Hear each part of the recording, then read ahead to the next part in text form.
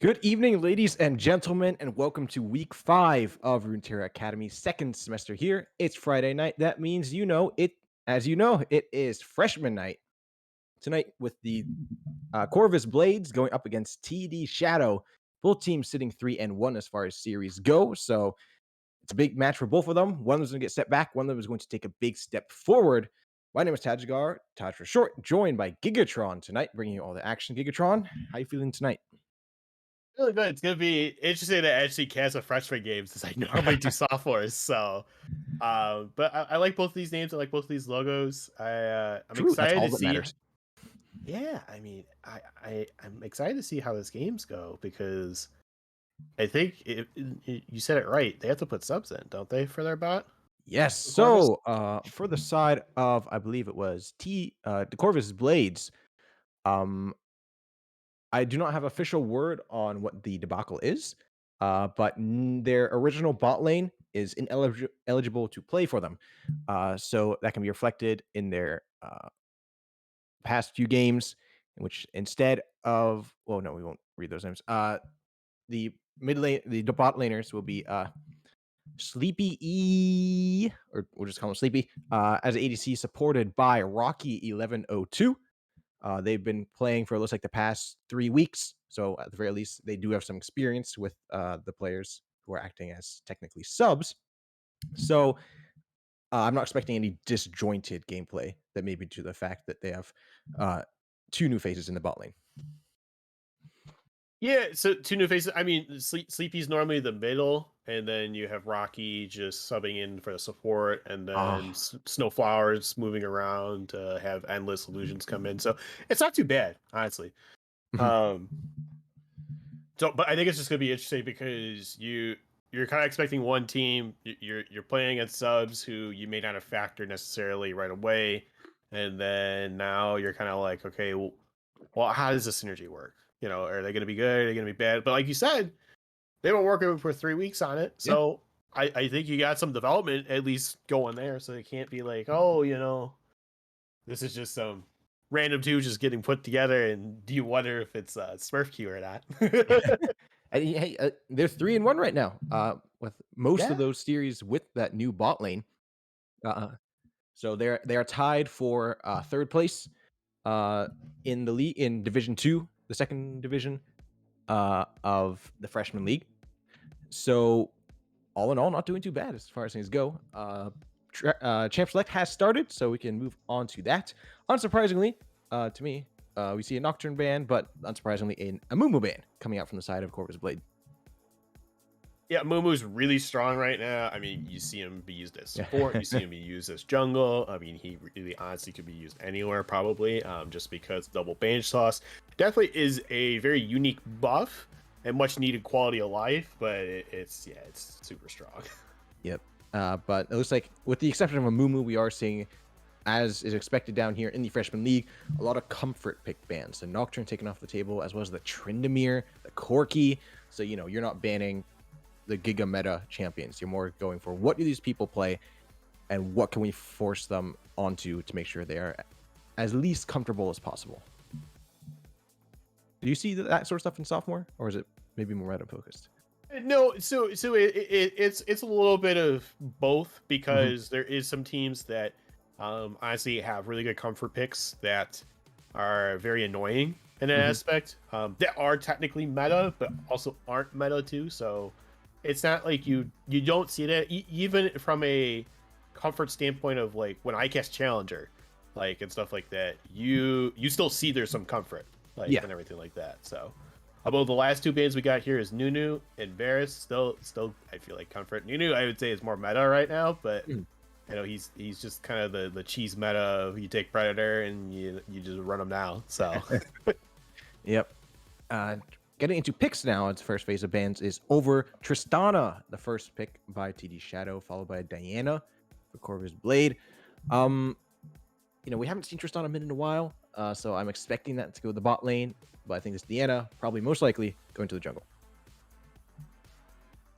well, Triss could flex. I mean, you could be Triss mid, you could be Triss Yeah. bot, and then obviously the same thing with Diana. You could flex mid or jungle. So they opt to take their ADC with MF here. We'll find out. I hope. I hope it's Tristana, because I think this is an interesting bot. But Mhm. now I kind of wonder, do we have a Triss mid? It's certainly possible. I think I don't know. I think you have to be really, really confident in your Triss mid to get first pick without knowing what the enemy mid laner is. Mhm. So I feel more inclined to assume that this is both teams putting high priority on their bot lane, which I think makes sense because in the freshman league we have seen some absolutely spectacular performances coming out from these teams' bot laners. Let me see, where was it? There we go. For example, TD Shadows ADC Clone Man 54 was ADC of the week last week. So be sure to keep your eyes on them. Do they play any Tristana? Let's find out. No, actually, they have not played any Tristana yet this semester. So it's possible that this could be a Tristana mid. Yeah, honestly. And that's why I tell people like Triss mid. It really isn't that hard to play. It's just basically Mhm. you create a lot of pressure. Basically with the Shassel charge, you're able to just poke out CS better. You'll be able to poke on tower and also be that threat of like, okay, hey, is this something we really want to go against, or do we have really a counter for? So I think even with Diana, even if it is a Diana going mid into that, she's still going to be fine. She will lose early, but once she gets to more of that mid game, she will pop off that little bit more because she'll be able to go in. I mean, you'll have Leona hopefully following up to mid lane or just in different fights and able to Zenith Blade on to get the stun off and then Solar Flare. So, Yep. but you also have a Blitzcrank. That's really annoying. Yeah. How you felt Yeah. about that? Well, it looks like both teams have mirrored each other. If this is Tristana bot, it's bot jungle support picks so far for the entire first round. If it is Tristana bot, honestly, I really like how it might fit with the Blitzcrank, specifically if the Tristana does go the Hail of Blades route to proc those satchel charges on champions as quickly as possible. Blitzcrank hooks you, you get knocked up, and that's basically a free satchel charge for Tristana, express delivery. And that's going to be a big trade in favor of the blue side bot lane if they play the cards right. But at the same time, the Leona, I think, is great for trying to lock down that Tristana, because the Tristana with the long scaling auto attack range can kind of sit in the back. The Leona pop the Solar Flare, at the very least force the rocket jump out early of the Tristana, and then try to follow up with the Zenith Blade from there. Yeah, I mean, and that's the thing too is like, okay, what's gonna be kind of more the better move for a lot of people, Mhm. and I think the big thing is just trying to figure out what's going to be the best strategy. Like obviously, Blitz can just pull people in, where Leona is trying to go in. Yeah. So that's kind of just you have some engage and disengage. So it's just trying to figure out what's going to be really the best. I mean, you see the bands of uh we're calling it Malphite there. I mean, that's a lot of all in right there that you're banning out. And same thing with the Irelia. Oh god, I just realized they picked Horn and now we have a set. Oh no. Ooh. Oh no. It's gonna be real heavy, real hot, real quick. Yep. And if he goes to the dunk and lands it right, big problems for the back line of Corvus Blades. So yeah, touching on those bans, it was Corvus Blades banning away the Wukong and the Malphite right before they picked their top laner, the Ornn. Side of TD Shadow, focusing on a different section of the map, banning away the Nico and the Irelia, and then picking Set. With the Silas rounding it off for the mid lane, this will be Tristana bot. And since Silas is going to be the mid lane, the one thing I feel like is great is they did ban the Malphite in general, so like no one could reap totally from the Silas kind of being there and everything. But I mean, Silas has really good ults to steal. I mean, Who was it? Was it Cap's damage on the stolen Solar Flare back in Worlds last year? Scaling on that can cause major problems. It's stealing a Diana ult as well. Leona goes in, Ornn goes in. Maybe if Silas steals a Diana ult, he gets into the backline with his Epsilon Abduct and uses the Moonfall, and then suddenly there's zero follow-up to engage. So that could most certainly make things difficult for this very engaged strong comp on the side of Corvus Blades. Corvus Yeah, Blade. I mean, and yeah, like since it is a very engaged comp, you have a lot of counter engage. Like you could Mhm. just throw in Blitzcrank, who's hopefully going to try and pick off someone that they can blow up very quickly. But the other thing is even if it's not that, you necessarily have Zin who could go in very easily. Set goes in, Silas goes in, but they also have counter engage. Like, hey, like you know what? Say they pulled the wrong person. Okay, they pulled the tank. Set's there. Set could just showstopper them and just throw them right into the enemy team, and now you're just like, Mhm. oh no. And then Silas goes and takes Moonfall, and you're like, oh no. And we're like, oh yeah. But they're just like, oh no. Mhm. So it's just gonna be one of those engages that's also great for counter engage Mhm. that you're having come out from TD Shadow. But it's also like I do like a lot of Corvus Blade because of the fact that you have Mage Assassin tank top. So, you can't really beat that. You have Diana in jungle, which is still good. It's going to clear fast, kind of like the Xin Zhao. Mhm. You have the LeBlanc, who basically is going to try and match the Silas as much as possible, but in the burst aspect. But I don't know. I kind of feel like I have to give the edge to Silas there in that mid lane.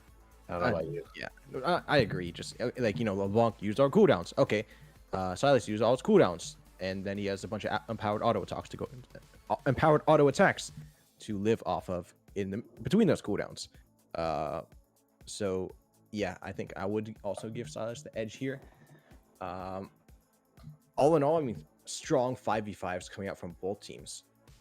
Um, you know, there's certainly possibility of split pushes, but it looks more like to me, we're not going to see a 4-on-1 at the most, maybe a 1-3-1.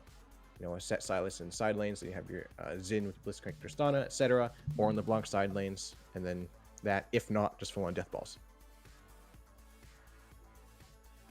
Yeah, I mean, and that's the thing is kind of like, okay, what's going to be really the biggest thing? Now, what I would have maybe liked that's still good is like instead of the set, you throw the Ornn on their side, and then Mhm. you have like a really good engaged comp that's just like, hey, we're just going to come at you as much as possible. But now the other thing is, like I said, I think it's really a tough matchup, especially since both of these teams are tied for third right now with 3-1. So it's kind of like a really good series because of the fact that hey, whoever makes this goes into second, Yep. and then the other one's gonna it'll be tied for second. And the other one goes into fourth. So, I don't really know how this is gonna go. I mean, we'll talk more though. I'm sure when we're Yeah. you know Time will tell how it will go. We'll have to watch the early game, etc.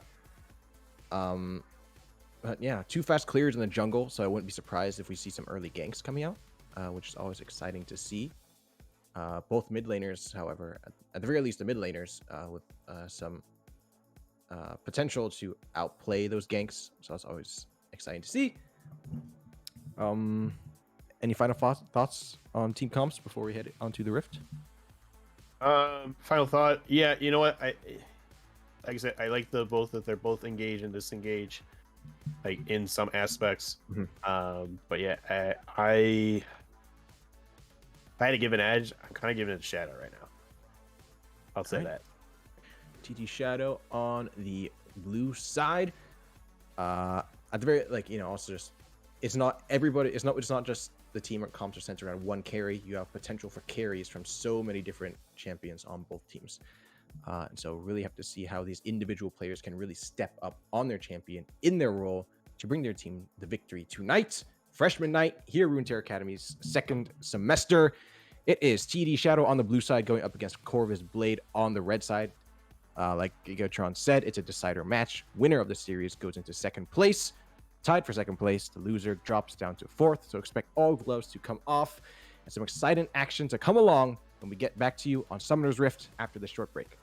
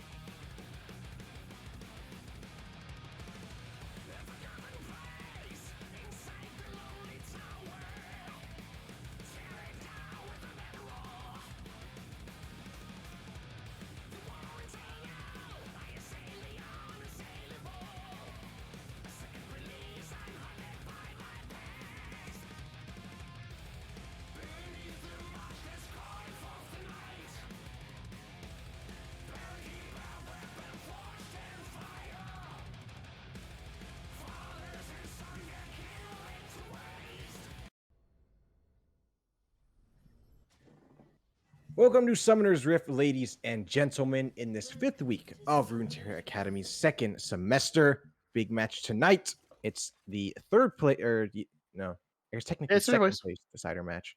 Well, Third place it's decider match? second and Because fourth. they go tied, yeah. Whoever wins gets tied in second. Whoever loses drops down to fourth. It is Corvuz Blade on the red side, TD Shadow on the blue. Looks like a standard 5-point start from both teams. So despite the Blitzcrank pick, no cheeky invades unless it's going to be a super late one. Yeah, I don't think it's gonna be a cheeky invade. I think it's just 5-point. You get some wards out, and they're pretty much good to go. Actually, we might have a tie for first if Shogun Hunters lose. Oh, pause Because chance. if they lose, they'll be 4-1. And Mhm. Big Duck will be 4-1. Whoever wins here will be 4-1, and then the other one will be 3-2, which will be tied for fourth. Three-way That'd be ours. tie for first place. Attention. Provided, yeah, provided Shogun Hunters are not playing uh, the Big Duck Entourage Shaman. Uh, yeah. All right. Well, that's a look forward to possibly. Let's see how it goes. Both junglers starting on their respective red sides of the map, so could be a potential, opposite sides action for both of them. Yeah, you won't have like scuttle clashes, but I Yep. feel like you're gonna get like each is gonna get a scuttle with this one. Yeah. Trade Scuttles, Electrocute proc coming out of Snowflower there in the mid lane to get that extra burst damage. If there's one thing I do not appreciate, is I already think you're bad enough for picking Silas, but if you can't hit his E, I dislike you even more. It's nothing personal, just as a League of Legends player. Um, You think if they can't hit their dash and chains going in, you think that's as, bad, or you well, think we just saw See the Dark miss his chains on Snowflower. On level 1, a LeBlanc with no W leveled up. So yeah, I just abhor that champion. The hooker's going to go out and it's going to land on Sleppy. Firing away on the satchel charge is Clone Man, but not enough damage to finish off the kill. But the overall trade goes heavily in favor of the side of TD Shadow. Yeah, I mean, you have to look at it, and it's just like, all right, getting a good hook, it's perfect. You only took so much damage now on the Brandon, and then now Brandon's like, hey, let's pressure out this bot lane now because it's like you got Trist free health. Oh, Just miss a little, not too much. Trades in the mid lane. See the Dark is going to go in on Snowflower, but rooted up and ignited, and first blood going over to Snowflower in the mid lane. That flash forced out of Endless Illusions in the top lane to ensure they survive. And it's a 1-for-0 across the map in favor of Corvus Blade. Now Brandon needs help. He's going to go in. Hook will land on the Leona, so that's suboptimal. Satchel Charge will still go onto Sleppy as Big X Mother is walking in from the jungle. Brandon needs help living up to his name for the time being. Big Mother will go in the Diana, likely going to secure the kill, but he will buy some time at the very least. A flash out of the Diana to secure the kill. It will go the way of Big X Mother, but here's a teleport from Crockpot. The Haymaker will miss. The Satchel Charge will go off, and the kill is secured by Clone Man as the fight continues. Sleppy firing away on Clone Man, not doing their best to juggle those Misfortune bonus auto attack damages. However, a rocket jump in, but a Zenith Blade will follow. No stun, however, and Sleppy is forced to stay out of this re-engage, as it's a 1-for-1 in the bot lane between Corvus and TD. yeah. I mean, obviously, that's a lot to unpack here because you just have so many good fights going on. Yeah, you have the set who is trying to kill Endless Illusions there, they just barely get away with the flash, and then you have set come down and help out to go after everyone else. It's kind of just like, oh no. But now you have to look at, okay, it's still good in their favor because now they kind of sprinkled a little bit across two lanes. The outcome, unfortunately, is you had 2 deaths, so it is what it is. But it could have been a lot worse. But here, there's going to be the E-Chain's land, but the hook goes wide. See the Dark brought low. Snowflower running the Electrocute Ignite, so a full kill pressure lane there. I love to see it. As Big Mother setting up for the gank. You will miss and no follow-up. Yeah, good use of the dash though, just because you have to look at if you were restricted kind of there, like say you used it because you went in, Mhm. then now you're kind of like I overcommitted a little bit, and then he still has flash, of course, but you know, Snowfire could just fall off with flash and hopefully waddle him down because I'm assuming, you know, as we saw there, that 3 proc with the electrocute just Mhm. chunked them to half. I Oh know my that. god. Woo! There's the root, but it's just the side that's being forced out of lane as the side of TD Shadow turns their attention to this first Drake, which is a mountain, and they're going to take it along on the back of full bot lane priority. But it looks like the side of course want to answer back in the mid lane. At least they will secure the kill onto see the dark action in the top lane as well. Outcome called the Forge God. Endless Illusions is 6. Crockbot is not, and that will result in the solo kill up there for the Ornn. And Orin played it out perfectly. He Mhm. knows, hey, you know what? Take a few hits. It's fine. I'm still gonna be able to heal back with the grass because you know he's going Conqueror for Crockpot there. Yep. And then the only other problem was is even if he positioned a little bit better, the Ornn was still hitting. And where he was at, if he was a little bit closer to the wall, I mean, Ornn could have just gone in and you're just endless CC knocked up. So Yeah. the only bad thing is he timed his haymaker early. If he did Mm. it like a little bit later, he would have had the full bar, Mhm. and then he could have had like a little bit extra shield to hopefully maybe dilute a little bit of the damage. But is what it is. Sometimes you kind of have to pop it early to just be like, all right, do I want to take damage or not? Yep. Happy feet from Snowflower in the mid lane. We'll get out of that gank. So it's Flash ready to go. Should things go the worst they can. Rift Herald will be spawning in about 40 seconds. I would expect to see one of the teams turn their attention towards it. I'm expecting it's going to be TD Shadow all in all in a better spot to turn their attention toward these objectives.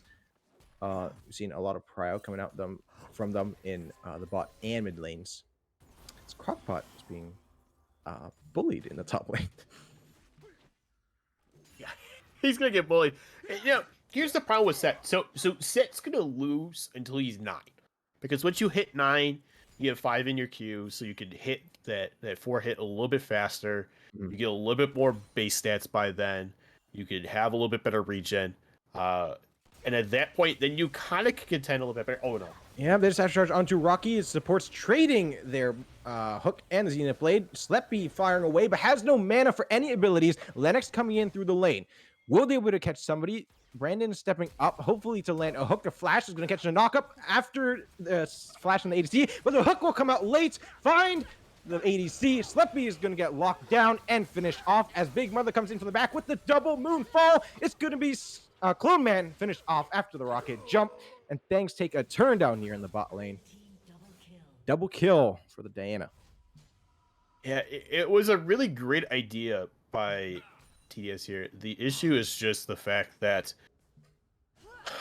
unfortunately, you couldn't get off what you needed in the time frame. I know they're trading here. Nothing's gonna happen. Yeah, nothing's gonna happen. No, yeah. But I'm gonna continue on. Basically, you have to look at like Diana just is such a powerhouse that even if Slippy and Rocky go down, she definitely kills them because they're already at half health. Moonfall hits, they're pulled in, they're gonna take a lot of damage. If they try running away, she could use her Q to get more damage on them. She could dash, get the refresh on it. So then, no matter what, even if they flash, she's still sticking on to them. It's really going to be annoying in that aspect. Oh no! I don't agree with that engage. I don't either, but you trade flashes in the True. process, so it's kind of like a wash. Like you intended what you wanted, which was to get rid of the flash, but you use your own in the process. Like, But it's my not good. main issue but- here is that who is Flash more valuable on, the Ornn or the Set? I mean, Set's entire kit revolves around positioning so much that you would love to have that Flash, and so I hate to see the Set be the one using their Flash first to try to force a Flash out. Maybe it was we both saw that chunk, didn't we? I think we both just nutted there. Man is going to get locked down by the Solar Flare. The bullet time, not enough to finish him off. It's going to be Big Mother with the 5th kill of the game. This Diana is shaping up to be very spooky come the mid game. Yeah, with spooky season coming on, she's True. just doing a lot of damage. And it kind of terrifies me a little bit just because this is early game and she's doing a lot. Like, look at this. You have Snowflower just chunking out See the Dark here, and she can Yep. just literally just jump on him right now. She really wants to. She can just kill him even. Yeah. Level advantages. It is Snowflower 2 levels up on See the Dark. Big Mother 1 level up on Lennox.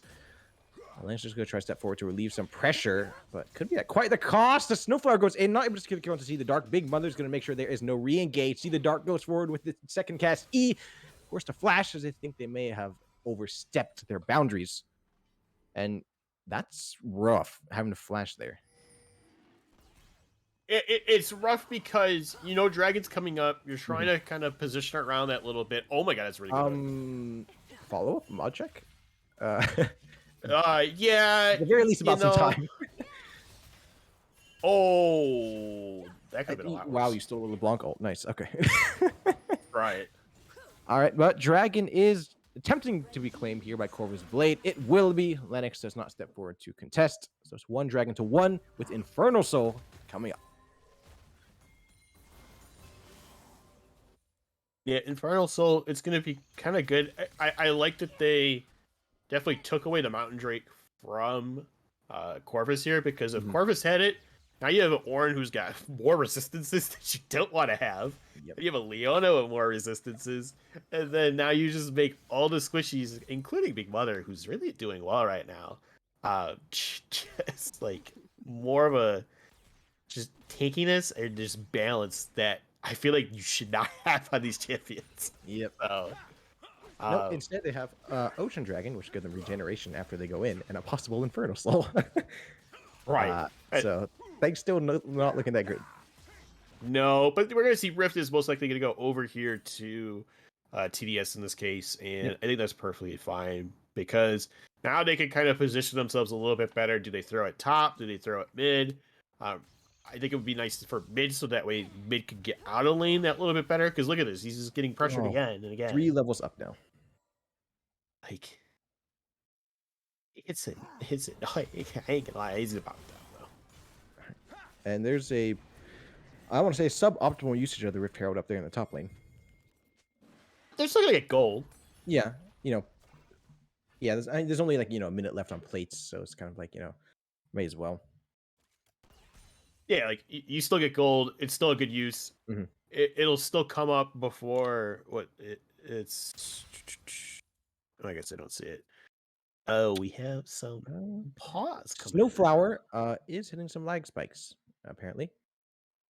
Watching their gameplay, I wouldn't believe them. Due to the I won't believe them either. fact of how well they are playing their lane. And I'm assuming this See the Dark is so many levels behind just because they're taking these huge chunk trades and they simply cannot step up to get the XP from the minions. That's what I'm assuming happened. Yeah, I'm assuming that too. I don't know if that's for certain, but it's a 2-level deficit, but only 15 CS up. So what else? Yeah, I'm assuming that's the case. But I mean, again, sometimes you forego CS to trade because your laner is trying to CS at the time. I mean, it's kind of the strat that people are told is like, okay, how do you trade? Well, the best time to do it is when you're not having to last hit and someone else is. You go in and hit them, like kind of a thing. Even if it's with a simple ability, or in this case, Snowflower's just getting all his combos off that he needs to get proc electrocute.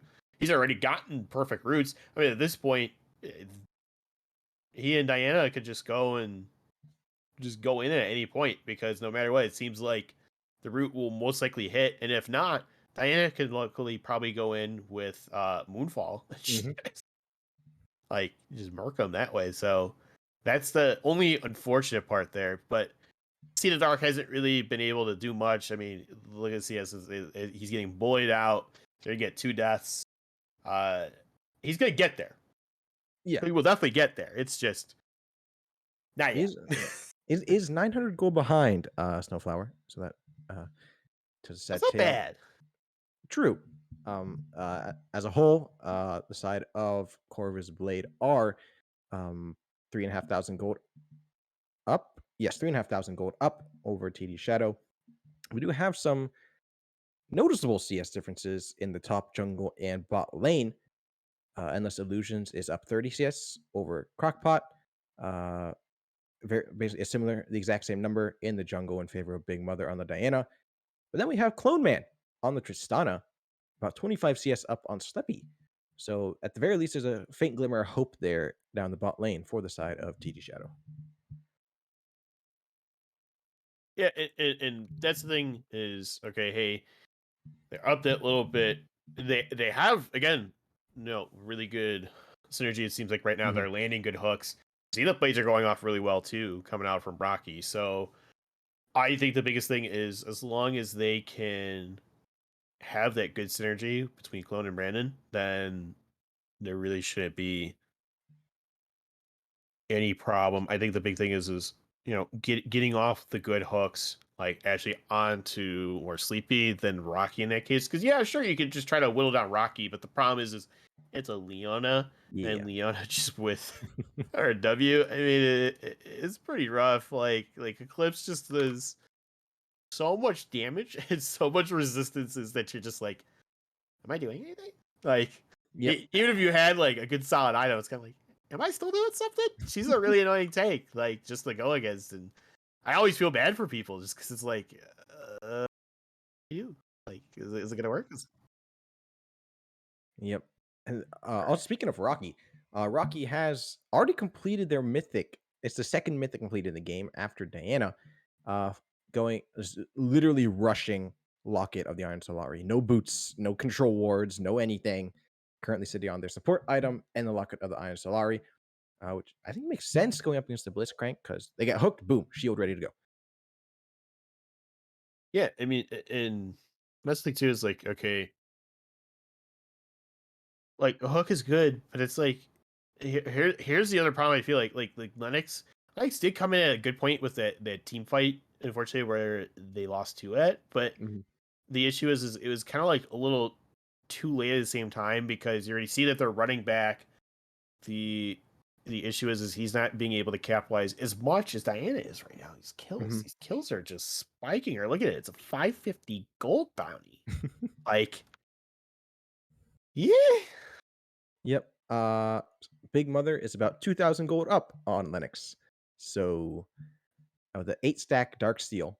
Uh, I would not be surprised to see that be a 25 stack Soul Stealer by the end of this game. That'll be my prediction. Um, Ooh. but yeah, I think this may be uh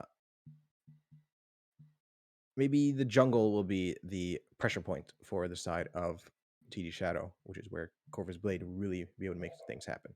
That's my prediction, Yeah, which is not a very PogChamp prediction because yes, it's like obvious that's what's gonna happen unless something really bad goes down for the side of Blades. Will soon fall. um Yeah, my we're sitting on a frozen screen. Probably should have let this buffer a bit when we unpaused. yeah, do we want to just sync up just to make sure? Sure. Right. 31, 32, 33. All right. Well, since I'm not there yet. Hold on, I'm in oh, there. all right. So it's gonna be Big Mother taking their red buff. Crockpot kind of pushed under their tower. Not surprising with the way Endless Illusions has been treating them so far. This game. Another mythic completed will be the Kraken Slayer. No surprise there. On Clone Man on the Tristana, going up against a Leona and the Ornn. You're practically griefing if you want anything other than a Kraken Slayer. Yeah. Yeah, I think I'm good. I might be like a second ahead, but that's fine. I'm not play by play, so I don't have to worry about that. All right. Sunfire Gauntlet completed for Endless Illusions on the Ornn, and the Gore Drinker for Lennox on the Xin Zhao. Wait. Yeah, Xin Zhao. Ninja, yeah. Yep. Correct pronunciation. Do it. Yeah, like it's always like kind of like Shaco and Chaco, the Zhao and Oh, well, Zhao, okay. like That's just how you're saying the vowel. This is how are you saying these consonants, which are very clearly of Chinese inspiration. true. So the X becomes a Z. The ZH becomes kind of a Z. Xin I know that from Genshin Impact. It's Zhongli. Hey, well, okay. There you go. Hey, well, yeah. The Luden's Tempest now completed on Snowflower there in the mid lane. And yes, that's going to result in big trades like just like that. So things continue to stack in favor of Corvus Blade. Yeah, and that's the thing is Corvus has this really good lead. You know, you get a 4.3k lead right now, or well, not 4.3. You have a 4k lead at this point that is really good. You're tied in dragons right now. You're tied in turrets because you still have a lot that are very low. Mm-hmm. But you have to look at TDS side, and there's not that much that's like low, other than top lane. Yep. Right now. That's the Dark's coming. Yep. See, Dark is looking to make something happen up in the top lane with the help of Crockpot. Call of Forge God will go out. The Abduct misses, but a Showstopper will ensure that the second cast, Call of Forge God never comes through. See, the Dark is going to miss theirs, but at the cost of Endless Illusions. Flash Big Mother is here to try to lend some support. If See the Dark is careless with their position right here, Big Mother will get the easy kill. But no, they're not going to walk towards try. Well, we still might see Big Mother catch them out. The Scryer's Bloom will give them vision. And now Snowflower. No. Uh-oh. Don't do it. He did it. Going in, electric goes out, but so does the flash. And See the Dark. It's been like flashing on cooldown practically. Yeah, and it's the problem because like sometimes you don't want to burn your E because the E is just a little shorter. Well, they've already used E to get back to the lane. Yeah. Come around that corner. But I'm smelling Dragonfight on the wind. Oh, yes. TP is being channeled. There's a Solar Flare. It's going to be Clone Man getting caught out, but the buff for Rock Jump will get them away. Sleepy is being caught up in the back by See the Dark. Big Mother will find the kill onto Lennox. So Flowers brought low, but it's a double kill for the Diana. Things are all coming up.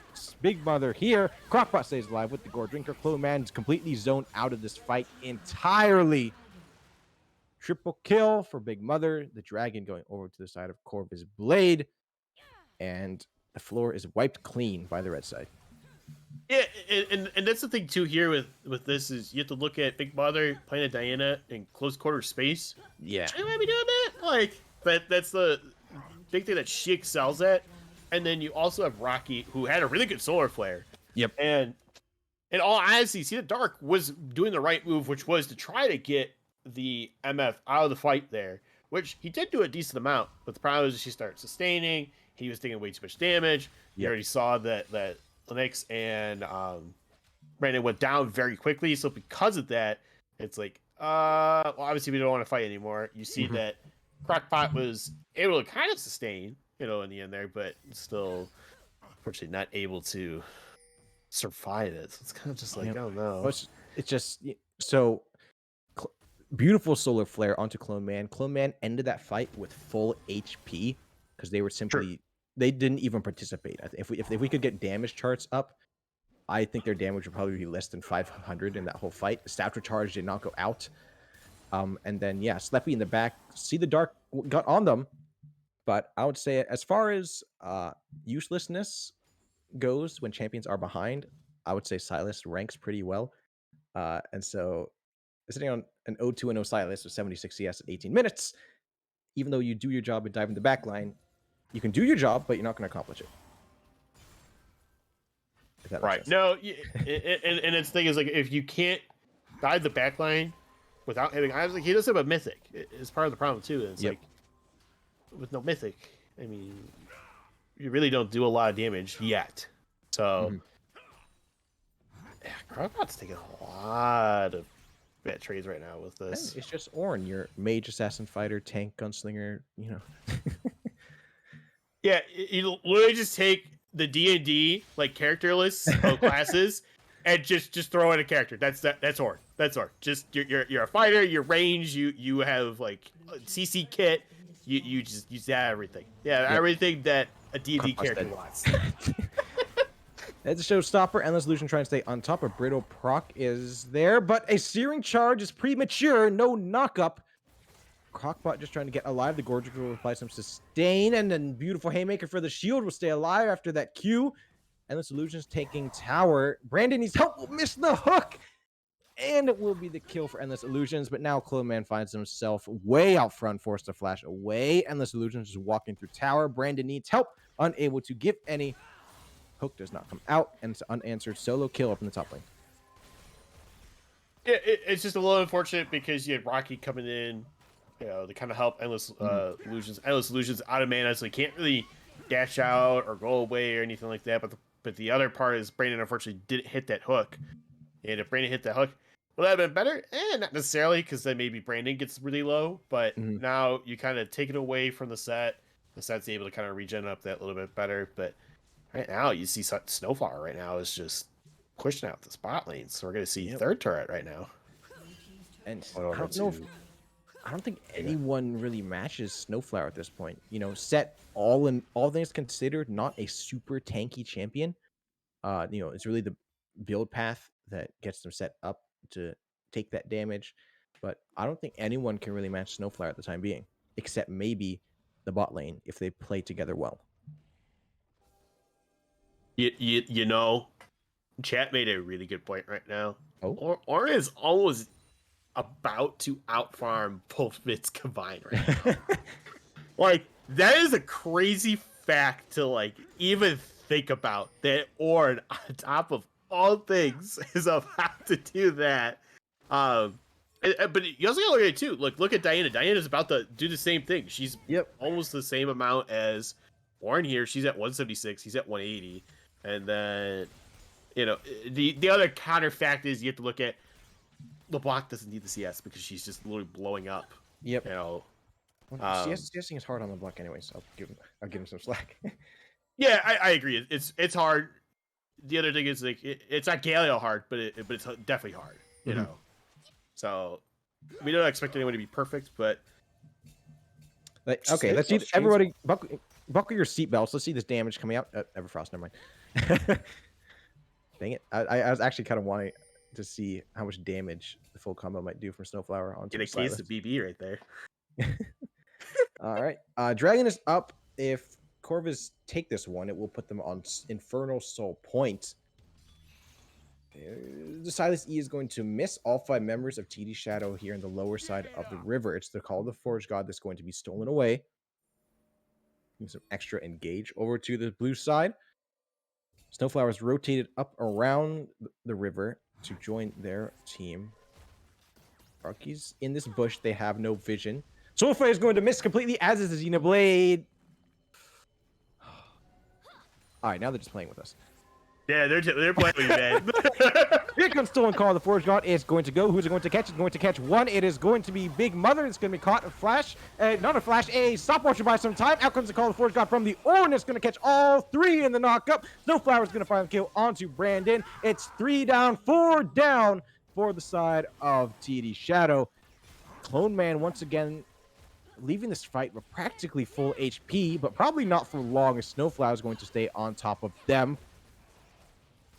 Thankfully, Clone Man stays alive, but this dragon will be taken by the side of Corvus Blade, putting them on Infernal Soul Point and giving them full reign for the next, 30 seconds to do whatever they want on the map. Yeah, and that's the thing is okay, now you're on Soul Point. You just got 4 kills here, which is perfectly executed. I mean, you have to look at, of course, Silas took a good ult. Unfortunately, just didn't turn out the way that he wanted. You had Ornn ult, just go off with the Ornn horn there, and really well, especially with Big Mother. Like I said, this is a very good team comp that they have, because you can just go in with Diana, follow up with Rocky, or vice versa even, and then you lock everyone down. You can throw the Ornn horn, all riddled. You can throw it back. He can just set up perfectly for all these fights, and you just have Snowflower and Sleepy just burn everyone down. I mean, it's unfortunate, but it's kind of the reality right now. And I feel like if they ever had to go for an objective, they need to kill Big Mother. Definitely, that's the one you got killed, because you take away his smite, you take away a lot of damage and a lot of the CC because of the Moonfall, and then you take out Sleepy.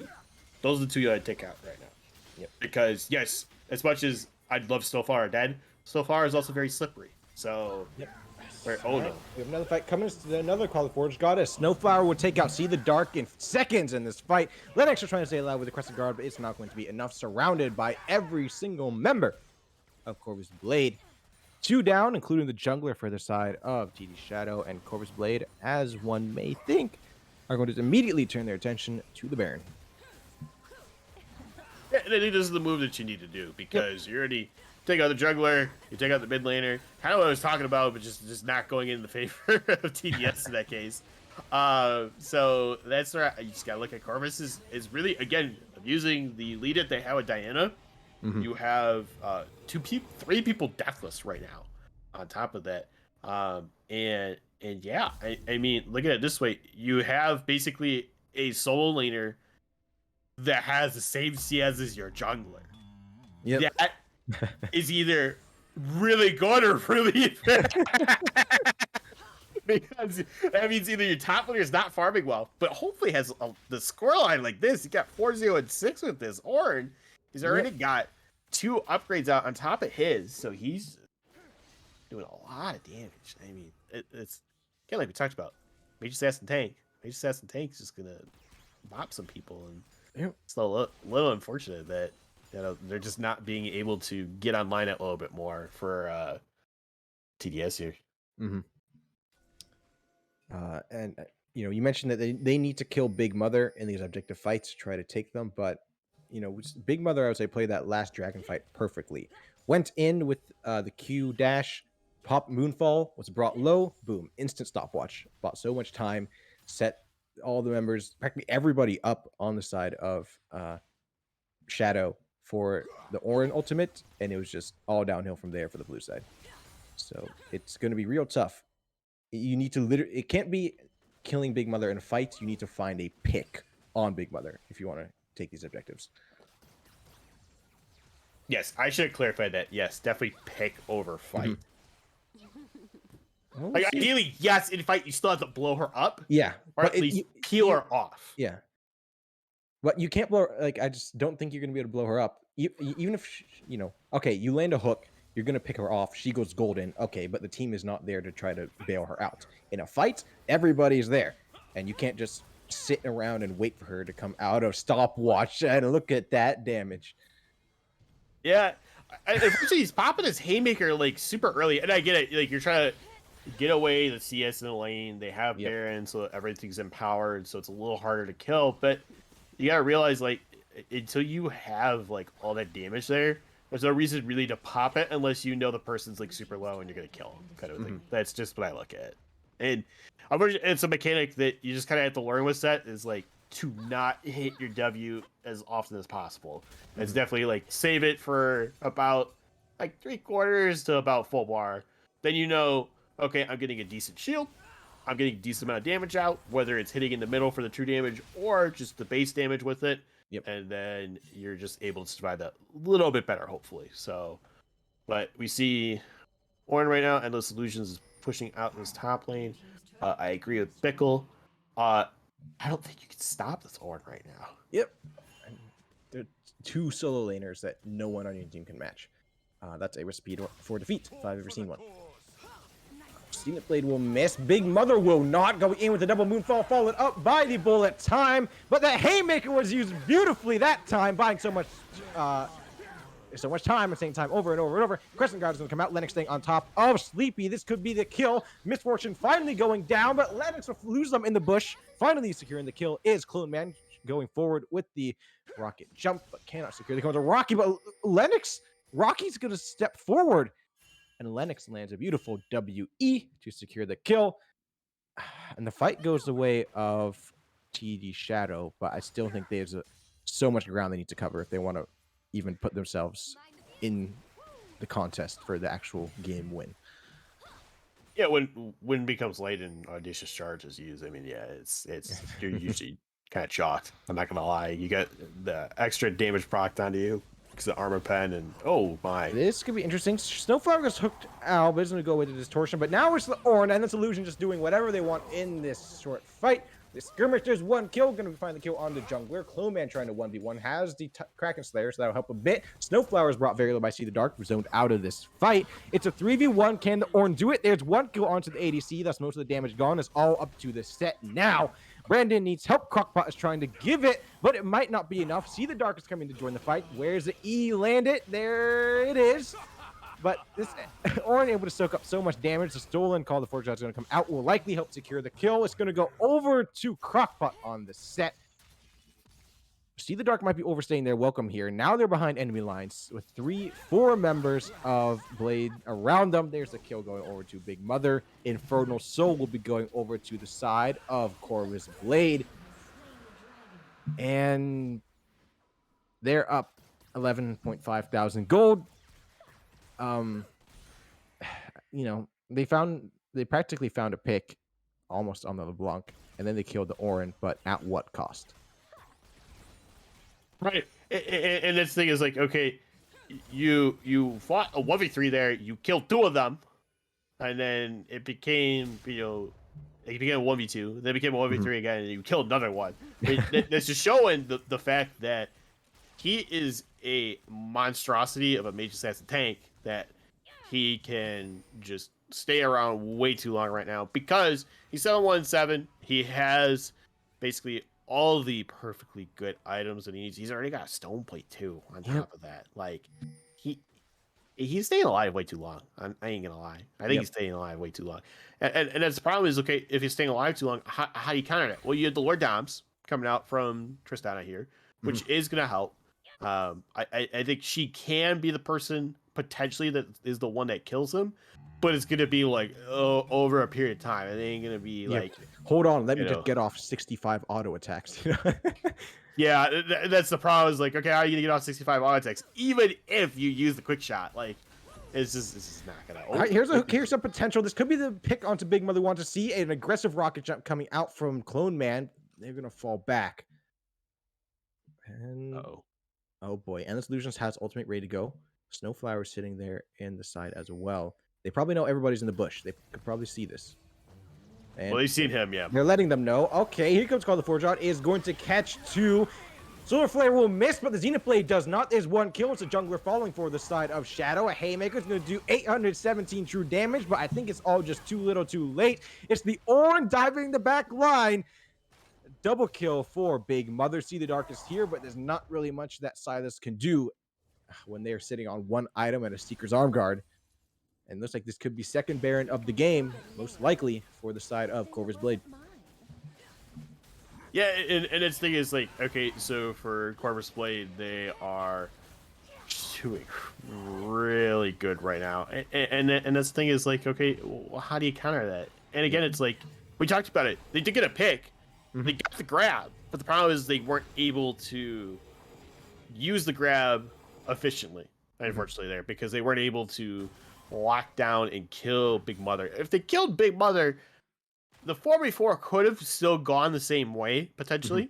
The problem is again, their 4v4 is still stronger than, unfortunately, TDS's right now. So, and like I said, well, how do you get back? Now, the big thing is farm. I mean, we see it right here. Tristana's got 248.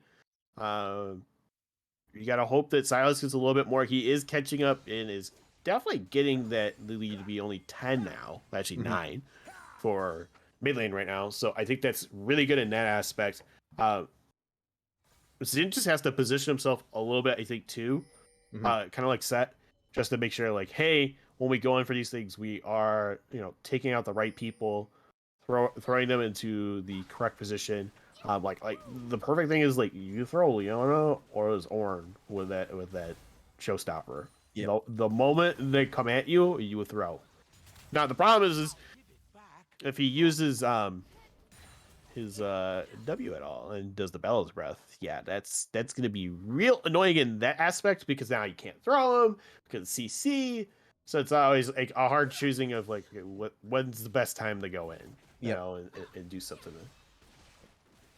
Where's 17? He's 18 now, but he's crazy. You mentioned Silas almost working their way to try to catch up to Snowflower and the LeBlanc. CS is evening up, but I think the kill diff is the main thing because Snowflower is still almost 3,000 gold up as a whole. And so like we've reached a game state that I hate to deal with, which is simply stat stick, which I like to call it. It's simply it does not matter how well you play your champion in the 1v1. They have more items than you, they're a higher level than you are going to lose unless they make a mistake. And that's what I think we're looking at this moment. All right, there's one inhibitor down. It's going to be mid inhibitor fallen. All inhibitor towers down for the side of Shadow as my game just hit a free frame. Maybe it did for you as well. We'll see. There's a Soul Flare is going to land onto Lennox, but he's going to force a flash out. A stolen Moonfall in the back is going to amount to absolutely nothing as Snowflower will finish off. See the dark. A beautiful bullet time. A full channel onto two members of the blue side is going to result in a double kill for red side's jungler. There's a showstopper coming out at the end of the show. Clone Man chunked down. Who's going to get the kill? It will be the Ornn. A 1 for 5 for the side of Corvus Blade, and the Nexus will fall, securing game 1 of the series in utterly convincing fashion. And this is the thing that we kind of talked about was like, okay, both comps very similar. How's it gonna go? And honestly, all it is just execution. You look at that Corvus executed their comp very well. They got the Diana ahead early. The LeBlanc was able to pressure out the Silas. Mm-hmm. You have MF, who still did really good. You had Major Assassin Tank be the monstrosity that he is when he gets fed. And you had Leona, who perfectly was still hitting stuff. Even if Zenith Blade was missed or the Solar Flare in that case, you were still putting yourself in a better position to help out your team. And honestly, it was a good plays a lot from Leona. So unfortunately, that's I was kind of hoping we would see is like some good disengage. Like, hey, Diana comes in or Ornn comes in, you knock him back. With the Buster Shot, and then you look at, okay, hey, you know what? They come in, just sweep them. So that way now extra damage can't come in, unless they go in on you, which the will block, and everyone else is pretty much going to do. But then they go in, you can throw a showstopper and follow up with just something hopefully for them, but it's just a little unfortunate this time around. Maybe the second game here we'll see something different. I don't know about you. How about that damage chart? Ornn doing the most damage in the game, beating second place by about 5,000. I think that pretty much tells whatever story you need in that if the Ornn is that far ahead, then you can only guess how far ahead the rest of the team is. So yes, pushing those early advantages. Big Mother getting 5 kills by 10 minutes certainly set the pace of the game. And unsurprisingly, Corvus Blade were able to come out on top in the end. Getting into game 2, they want to take the 2-0 sweep. If they win this next one, they're going into a tie for second, potential tie for first, and it will be TD Shadow dropping down to fourth. But that is if and only if they can take this next game, or the third game. If we go to a third game, we'll have to see if TD Shadow can rally back and extend this series to its fullest. We'll bring game 2 between TD Shadow and Corvus Blade right to you after this break.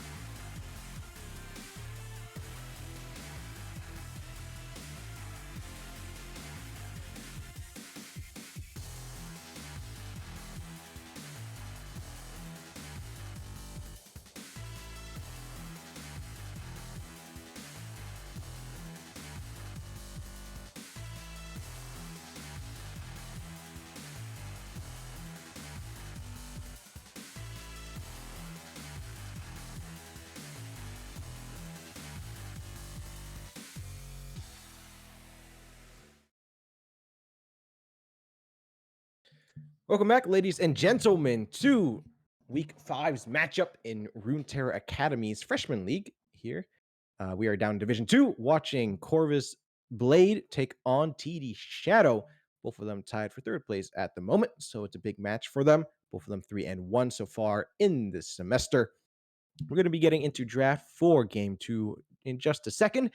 Game One was taken very strongly by the side of Corvus Shadow with the Orin ending with the most damage in the game.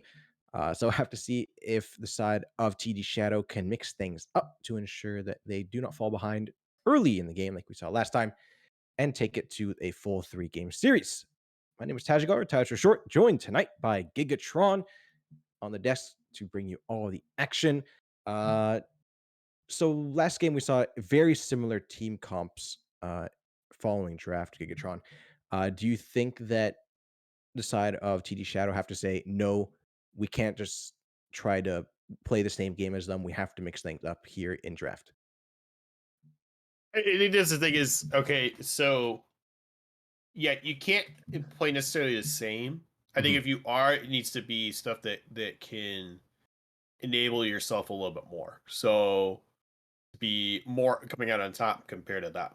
So Hmm. how you do that is again, unfortunately, if you had a Mumu would have been like great there, honestly, because of the fact that he can bind everyone up, he can keep stunning after a while. He does crazy amount of damage. It'd be great if they had that. Hmm. Here's the other problem too. The other thing is you have to look at that.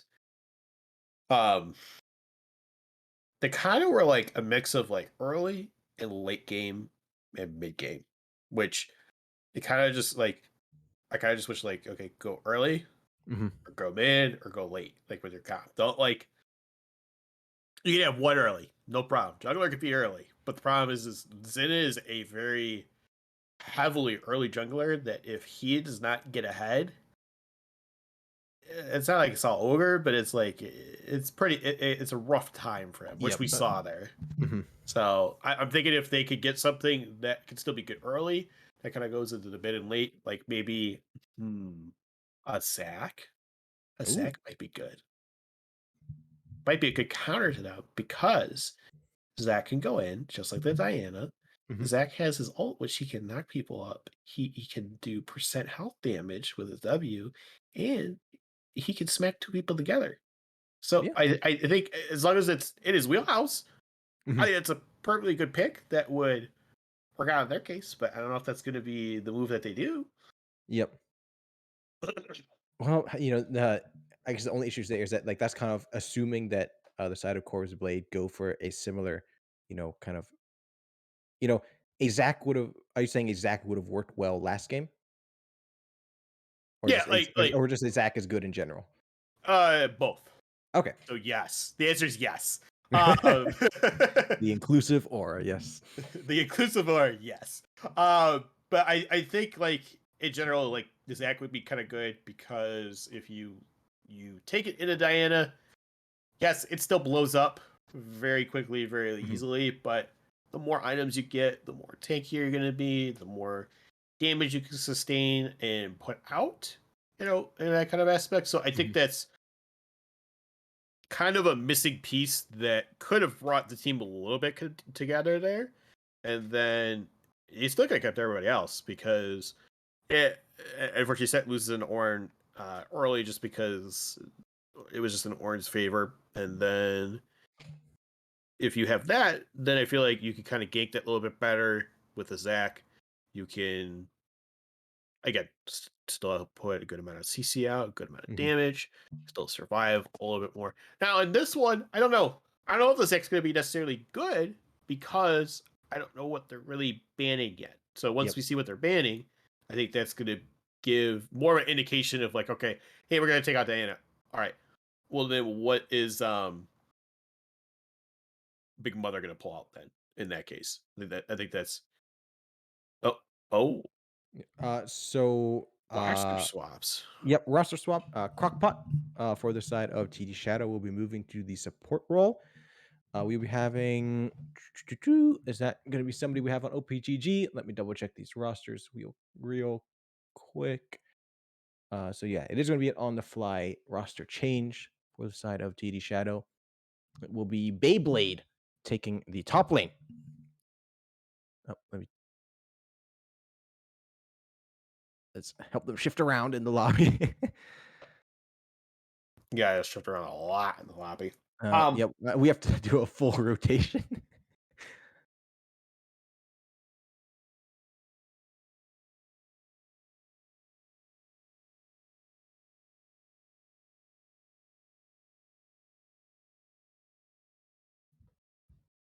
Yeah, but I understand why they're doing it. They want to mix Mhm, some things up. They want to see if, hey, can Beyblade bring in a different aspect to them, mhm, and can Crockpot help out with Clone Man to provide that little bit more pressure, I guess, onto Rocky and Sleepy there, or Sleppy there, mhm, um, because of that. If you get that little bit better pressure, maybe this time around you ban out the Leona or you ban mhm, out the Diana in this case on them. I think that's going to be really good. And now you kind of know what to work with. mhm. Oh, they're ready to go. So let's see Well, what the these bans are going to be. Corvus Blade are ready to go. Let's see if uh, all right, TD Shadow just trying to get their new top laner in on their voice call. But yeah, anything like this, you immediately okay, we were checking their rosters, but maybe we didn't check the subs roster as closely. Now we need to go back and be like, okay, who do we think they might be playing? Now do we know what does Crockpot play in support? Are we just be see a support set? I don't know. So you know, shaking the foundations at the very least, just a bit, possibly, is what TD Shadow is doing to Corvus Blade at the moment. We'll have to see if it actually comes to fruition. Um, because that's really all they can do here. They can't fight them foot to foot, toe to toe. They have to try something new. Yeah, and the thing is, what can they bring in now Mhm, that you switch these around? Like I said, and I think the big thing is but they could offer something that maybe Endless Solutions cannot handle. mhm, You put Linux on a different jungler. You take away the Diana. You have it where Rockbot can help out Clone Man again with a decent support and bot lane that can contend with Rocky and Seppi there. I mhm, think if you have all that, it's gonna be really good because then you could maybe help out See the Dark there with Snowflower if you have him on another bursty champion. mhm. Uh, Sad to see that we can't have Vex yet, but soon we'll see the emo goth chick just being able to just burn and annoy people down very quickly. Because basically, she's a better Ziggs, honestly. That's Mhm. what it is. Um, I just wish she didn't have so much fear. Fear, a very fun game mechanic, as I'm sure we all believe. We Um, should leave it to fiddle, and that's it. yeah, you don't even get me started on stasis, man. Okay, so draft has started. We're just waiting for Corvus Blade to ban away the first champion. It will be the Corki once again banned away in the first phase. And TD Shadow now. Uh, do you think we'll see the Amumu band away again? I think we will. Not necessarily. Okay. Not on a Corvus because Corvus is first. Mhm, They could opt to pick it, and they're gonna probably opt to make TD Shadow choose. Do you want to ban the Diana, which they banned it? mhm, And now, do you want to ban the Leona in that aspect? Now, if they don't ban Leona, then that means that either two things is going to happen. They could just early pick the Leona coming out of Corvus, or they could just take the Amumu, which in my case, I would just take the Amumu. mhm. TD Shadow could take the Leona in that case, which is perfectly fine. And you at least know what you're trying to counter. They listen to me. Yeah, They they knew it. listen to They me. heard. I don't know what this man does. I don't know if he plays Zach. I'm saying it's a good idea. We'll reduce the Amumu ban as well. And in the the Amumu, process. yep. So you're right. We did see it. It just did come out of Corvus this time. Yep. So yeah, it seems like both sides, red side did ban the Amumu, so they just want to make sure that it does not. They think it's that high priority. But like you predicted, there's a Zac ban, and then Amumu's banned away. So what does Corvus do? They grab the Leona. TD Shadow will answer with in a similar kind, if they lock this in, with a Nautilus Hover. Yeah, Nautilus Hover. I think that's good because now it's like, okay, kind of like what's really going to benefit them in that process is now Nautilus can have a CC ability that you have depth charge going through a bunch of people. You have a hook again.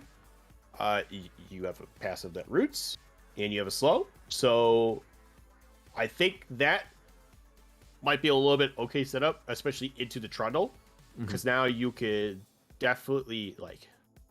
It's the most annoying thing to ever play against, but it's great to cast is when Trundle puts that perfect pillar that like pincers the ADC or just someone into the wall. And it doesn't matter if it's like in lane or in jungle. It is the most annoying thing ever. But it's great to cast because it's like, all right, now what do you do? I'm stuck here. Do you just auto? Can you auto even? Because now you're just like, you got pincered so good that it's like, okay, oh no, I can't do anything. Oh, he's gonna hook me. Oh no, he's gonna stun or root me, and then he's gonna knock me up with depth charge, and yeah.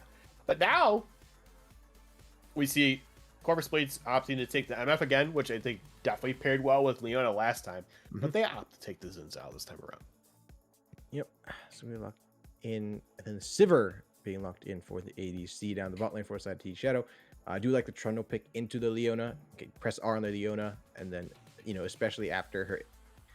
If Trundle presses R onto Leona after she eclipses and with aftershock proccing, that's going to be quite the conundrum for Rick. I believe it was Rick, the support for the side of Corvus Blade. And then that Trundle is going to get Rocky. Sorry. I'm thinking of an ADC for a different team. Okay, Rocky. And then you're going to have a very beefy Trundle who is going to do very beefy damage, because I'm assuming we're going to see the Divine Sunderer build come out. But then the Sivir, do we think it's on hit or lethality? Oh, I would enjoy seeing a lethality one, but it's probably going to be on hit. I feel like going up against a Leona and a Zinzao, you kind of have to go on hit, get that Kraken Slayer going. Because you need the sustained damage coming out. LeBlanc and Irelia banned away by the side of TD Shadow. It will be Camille and the Malphite once again, banned away by the side of Corvus Blade. So they are thinking top lane. Shadow seems to be thinking mid lane, trying to make sure that give their mid laner see the dark as easy a time as possible there after what happened last game in the mid lane. Ooh. And Nivea locked in for See the Dark. That's interesting because I think if they can round it out with I'm assuming top laner, but we never know. It could be a Trundle top. I don't know. That's Oriana with the Zinzao and the Leona. Oh no. It's a different type of moonfall. Yep. So Wombo Combo, currently the name of the game for the side of Corvus Blade. We'll have to see how they round things out with their choice of top laner. Top laner likely going to be the final picks for both of these teams. Kind of a top laner's dream. Specifically for the side of TD Shadow, since they're red side. There's the Wukong locked in. We saw Wukong banned away last game by Corvus Blade. So we'll have to see it up, unless it's they banned Wukong last game, but now they didn't ban it this game, so they feel like they have to pick it, and it'll be the Mordekaiser as an answer by the side of TD Shadow. Yeah, so we do confirm that there's a Trundle jungle. I think that's perfectly fine. Again, it's a better. I think it provides better compared to the top, especially with the pillar. Now, what's going to be really interesting is how does the Anivia work into the comp with also the Mordekaiser. I think it will. Mordekaiser could just definitely bully out Wukong there, get a couple bonks. They're both just going to bonk each other until someone dies. You're going to have Anivia just doing a lot of good burst. But that's what Orianna does too. So it's like you're kind of taking a similar mirror team again, but I think it's different because now you have more movement because you can have Sivir go in on the hunt. Mm-hmm. Your does go depth charge someone in the back. So then hopefully it can ride through and hit a couple people to knock them up. Then you have a pillar follow-up. You have was it the frozen orb as well as the frostbite? Is what it is? Yeah, frostbite. You have frostbite go off, and then now you have glacial storm. It's just like a nutty amount of damage that I don't think that Corvus might be able to handle, especially under squishies. And their only technically real tank is Leona. Yep. Where you kind of have a lot of bruisers. You have a Xin that's a bruiser. You have a Wukong that's a bruiser. Where you get matched with Trundle that is more so the bruiser. You have Mordekaiser who is also the bruiser, but can get a little beefy with health and everything. And then again, Norris is your other tank. So I think the biggest issue is can they handle the Leona? I think that's what they have to learn. Is can we deal with the Leona? Because I honestly thought it was definitely worth the ban. I definitely would have banned that. I think maybe over Nocturne early on. I don't know about you though.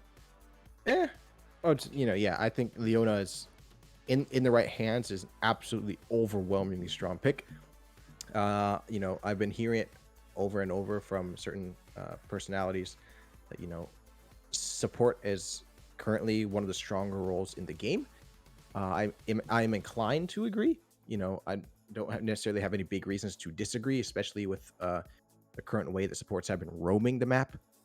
We saw Rocky pick up the Moby boots last game on the Leona, which showed that at the very least a desire to roam. That we didn't see very many roams, but with the state of the game, they didn't necessarily need to. But my thing is, especially with this Anivia pick, is we see an Orianna with a potential shockwave on the Leona, a Xin Zhao, and Wukong. And so that's all three kind of going in and trying to obliterate you. So my hopes, I'm putting all the weight basically onto the shadow on the shoulders of Nautilus, Trundle, and Mordekaiser to hold strong because, okay, the dive comes out from Corvus Blade, Anivia presses R and says, yes, stand right there. And if Nautilus, Trundle, and Mordekaiser can hold the line while Wukong, Xin Zhao, and Leona just kind of slowly die of hypothermia inside Anivia R, then I think it's going to make things difficult all in all for the side of Corvus Blade, though they still have to worry about Orianna and Misfortune in the back. That's where my eyes are going to be, particularly in straight up front to back team fights. Yeah, and that's the thing is like, okay, can Anivia get an orb far enough to the back line so then that way you kind of stun that Orianna or you stun that MF? Like, that's the thing that's going to stop her from using bullet time. Honestly, you get that, you land that perfectly. You follow it. If you can follow it up with other abilities, great. Coming out of Anivia. If you cannot, understandable. It's more the fact of trying to stop and make sure the kit of MF doesn't just explode onto your team's face. So if you can stop that, I think that's good. I think if you can also have Trundle pop off and do well, I mean, this is gonna be a game 3 here based on this comp. Honestly, I really think they could definitely force a game 3 with this, just because you have to look at that. Zin's out. It's still good, but like we saw last game, if you can't get ahead early, then your team kind of suffers that little bit. So that's where I think Big Mother can definitely excel with Xin Zhao or Xin Zhao. I'm saying it wrong. But it's one of those things that I think we just have to see how it plays out, because again, for all we know, we could see a 5-man here. I think we might, honestly, coming out of them. 5-man from both sides of the map. I would hope, because of the fact that You're on the opposite side now. You have actually better prio for that. Hmm. Um, and then now you could pick off someone because you again you still have a hook compared to last time. You still have great engage, great CC, and the damage is definitely a good mix, and I think a very simplistic kind of style compared to like Silas. He's still gotta kind of try a chain and do different things. Yep. So, but you know we're getting down here with a delay here, so I think I'm gonna send it to you to do that breaks in. All right, yeah. So yeah, simplicity might be key here, as is with good food sometimes. So we'll have to see if the side of TD Shadow can find the recipe for success to bring this to the full 3 games. In the meantime, Corvus Blade want to end things early, take the 2-0 sweep, and put themselves securely ahead of TD Shadow in the rankings. We'll have to see how it turns out, and we will show you, or the teams will show us how it's going to turn out on Summoner's Rift after this break.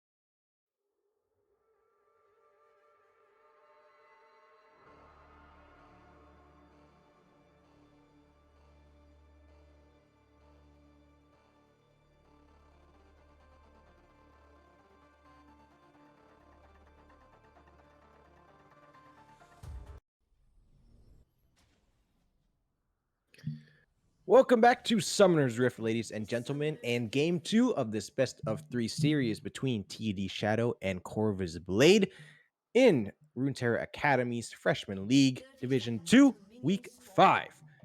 Corvus Blade currently lead the series 1-0. TD Shadow trying to fight off that 2-0 sweep. starting with a 5-point start, just like last game. We'll have to see how they can balance out this early game, trying to make sure they do not fall behind like last game in the first 5 to 10 minutes. And it'll be a much closer fight from there if they're able to accomplish it. And it's going to be a cold start on what does seem to be a on-hit Sivir. Uh, I do not. I don't know when. Do you know what goes like? What does an ADC have to see to be like, "Yep, I'm starting Cole"? Um, again, more like a safe lane, Okay. just knowing that, like, hey, you know what, I'm just gonna farm. I'm not really Mhm. going to go for more of like engage. Like the lethality is never gonna, most of the time it's never going to go call. Yep. Like and even if you are going the on hit, you don't necessarily need to go call. It's just more the mindset of like, okay, I just want to chill back. I just want to CS and focus on getting out the stacks for the gold, and then from Mhm. there, once I sell it, I'm ready to go, kind of a thing. So Okay. Yeah, well, going into the Leona lane, I'm not surprised that they're like, yeah, I'm just going to kind of sit back, farm. Not good. Ow, nice Q there coming out from Sleppy once again on the misfortune.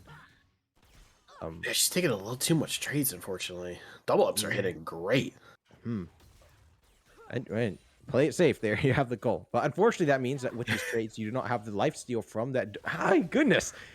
I don't know how that one hit. You don't have the life steal from the Doran's Blade. Try to give you some extra sustain. Speaking of sustain, endless illusions, we force a flash. Beyblade not following the flash. I think that's good.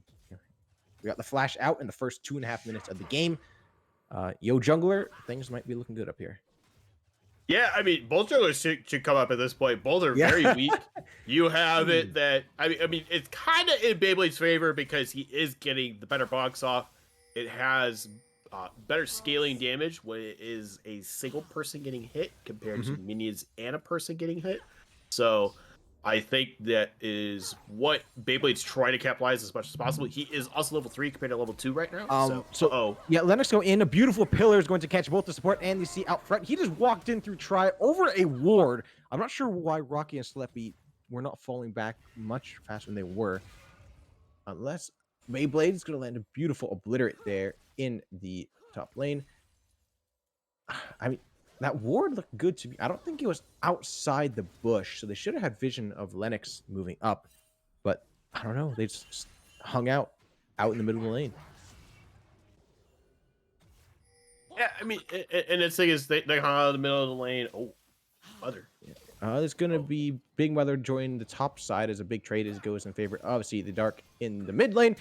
Beyblade's getting 2v1 up here. Flash to try to get and stay on top of Endless Illusions, but it may all be for naught as Big Mother is going to stay on top. A Death Grasp, and he is going to cause himself to miss the Obliterate as the Wukong gets pulled behind him. Also, Blue Flash. First Blood going over to Big Mother. Uh-oh. For the side of Corvus Blade. yeah, and that's the trend with Big Mother is Big Mother. It seems like she gets the first blood, and then now is able to kind of just capitalize and get their team going that little bit better. She rides the momentum. Let's put Yep. it that way. If the momentum's in her favor, she kind of takes it and kind of just leads with it and doesn't lose it. It seems like so that's kind of good that we're seeing that. That was the one thing I did pinpoint out early on that if we're not getting kills on Zid, Zid is going to be potentially not a fun time again. So, Yep. but unfortunately for Beyblade though, because honestly, like if you thought that hit was gonna go with E, then you would have been able to just obliterate bat, like, and then you Yep. would have been like got the first blood. So Mhm. it's just unfortunate in that case. But uh now let's go look at bot. Now we're at 70 stacks now left on the call. Taking a little bit.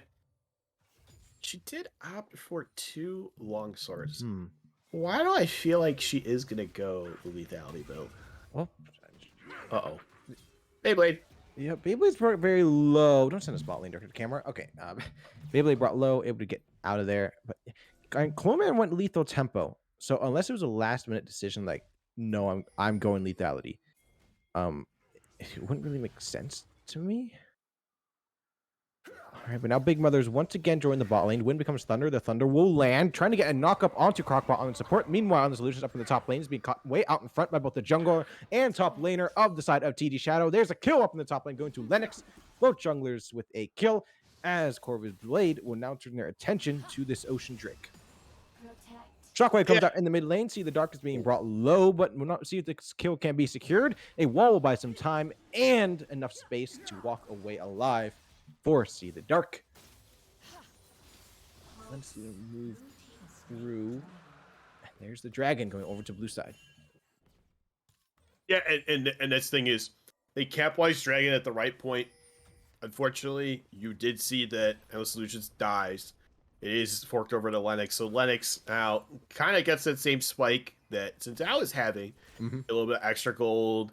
You know, you're able to try to keep up with him that little bit more in that case. But fortunately, yeah, he has the Sheen, you know, first item, but he's still got 2 spikes he's got to go through. Yep.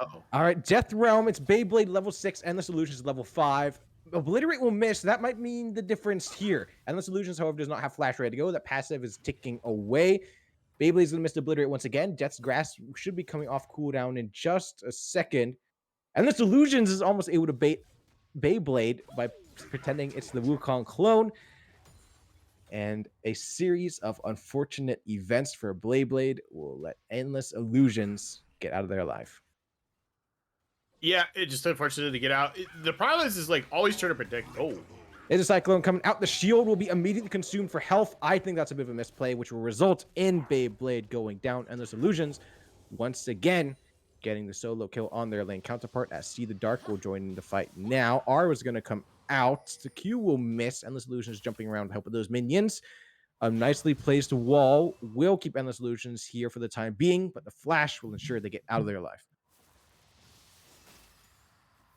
So preemptive ease coming out from the Nivea because yeah, for the bonus damage they need to be damaged by the fully grown Nivea ult, but I think we saw it twice that See the Dark cast it out early. Yeah, and this thing is like sometimes you just want to throw the frostbite early, sometimes you don't. Sometimes you're just trying to figure out, do I just need to damage and just be a threat to just peel them off and make them go back, or is it more okay? Can I layer it enough where I get orb off, I get frostbite off, I get glacial storm, do a lot of damage? That's the hope, honestly. That is always the hope as a Nivea player. Had a decent wall too there to kind of like section off to be like, you know what, I don't want you really coming at me, but I really don't want you going anywhere other than this way, essentially. So that was kind of the smart move there, but Wukong still gets out easily. Oh my god. Ooh, Crockpot's going to get caught out in front. Sleppy is showing themselves to be very proficient on this misfortune in both of these games. And the bot lane other side of TD Shadow is certainly paying the price. You know, I would have liked to have seen something different, like maybe a different ADC, but it's whatever at that point. Okay. And so the double longswords was picked up by Clone Man, going right into the Noon Quiver. So it looks like this, yes, will be a on-hit Sivir in the works. Looks like the same build path for the time being. The Noon Quiver will be mirrored by Sleppy on the Misfortune. His bot lane Prio, just like last game early on, is going to go in favor of TD Shadow.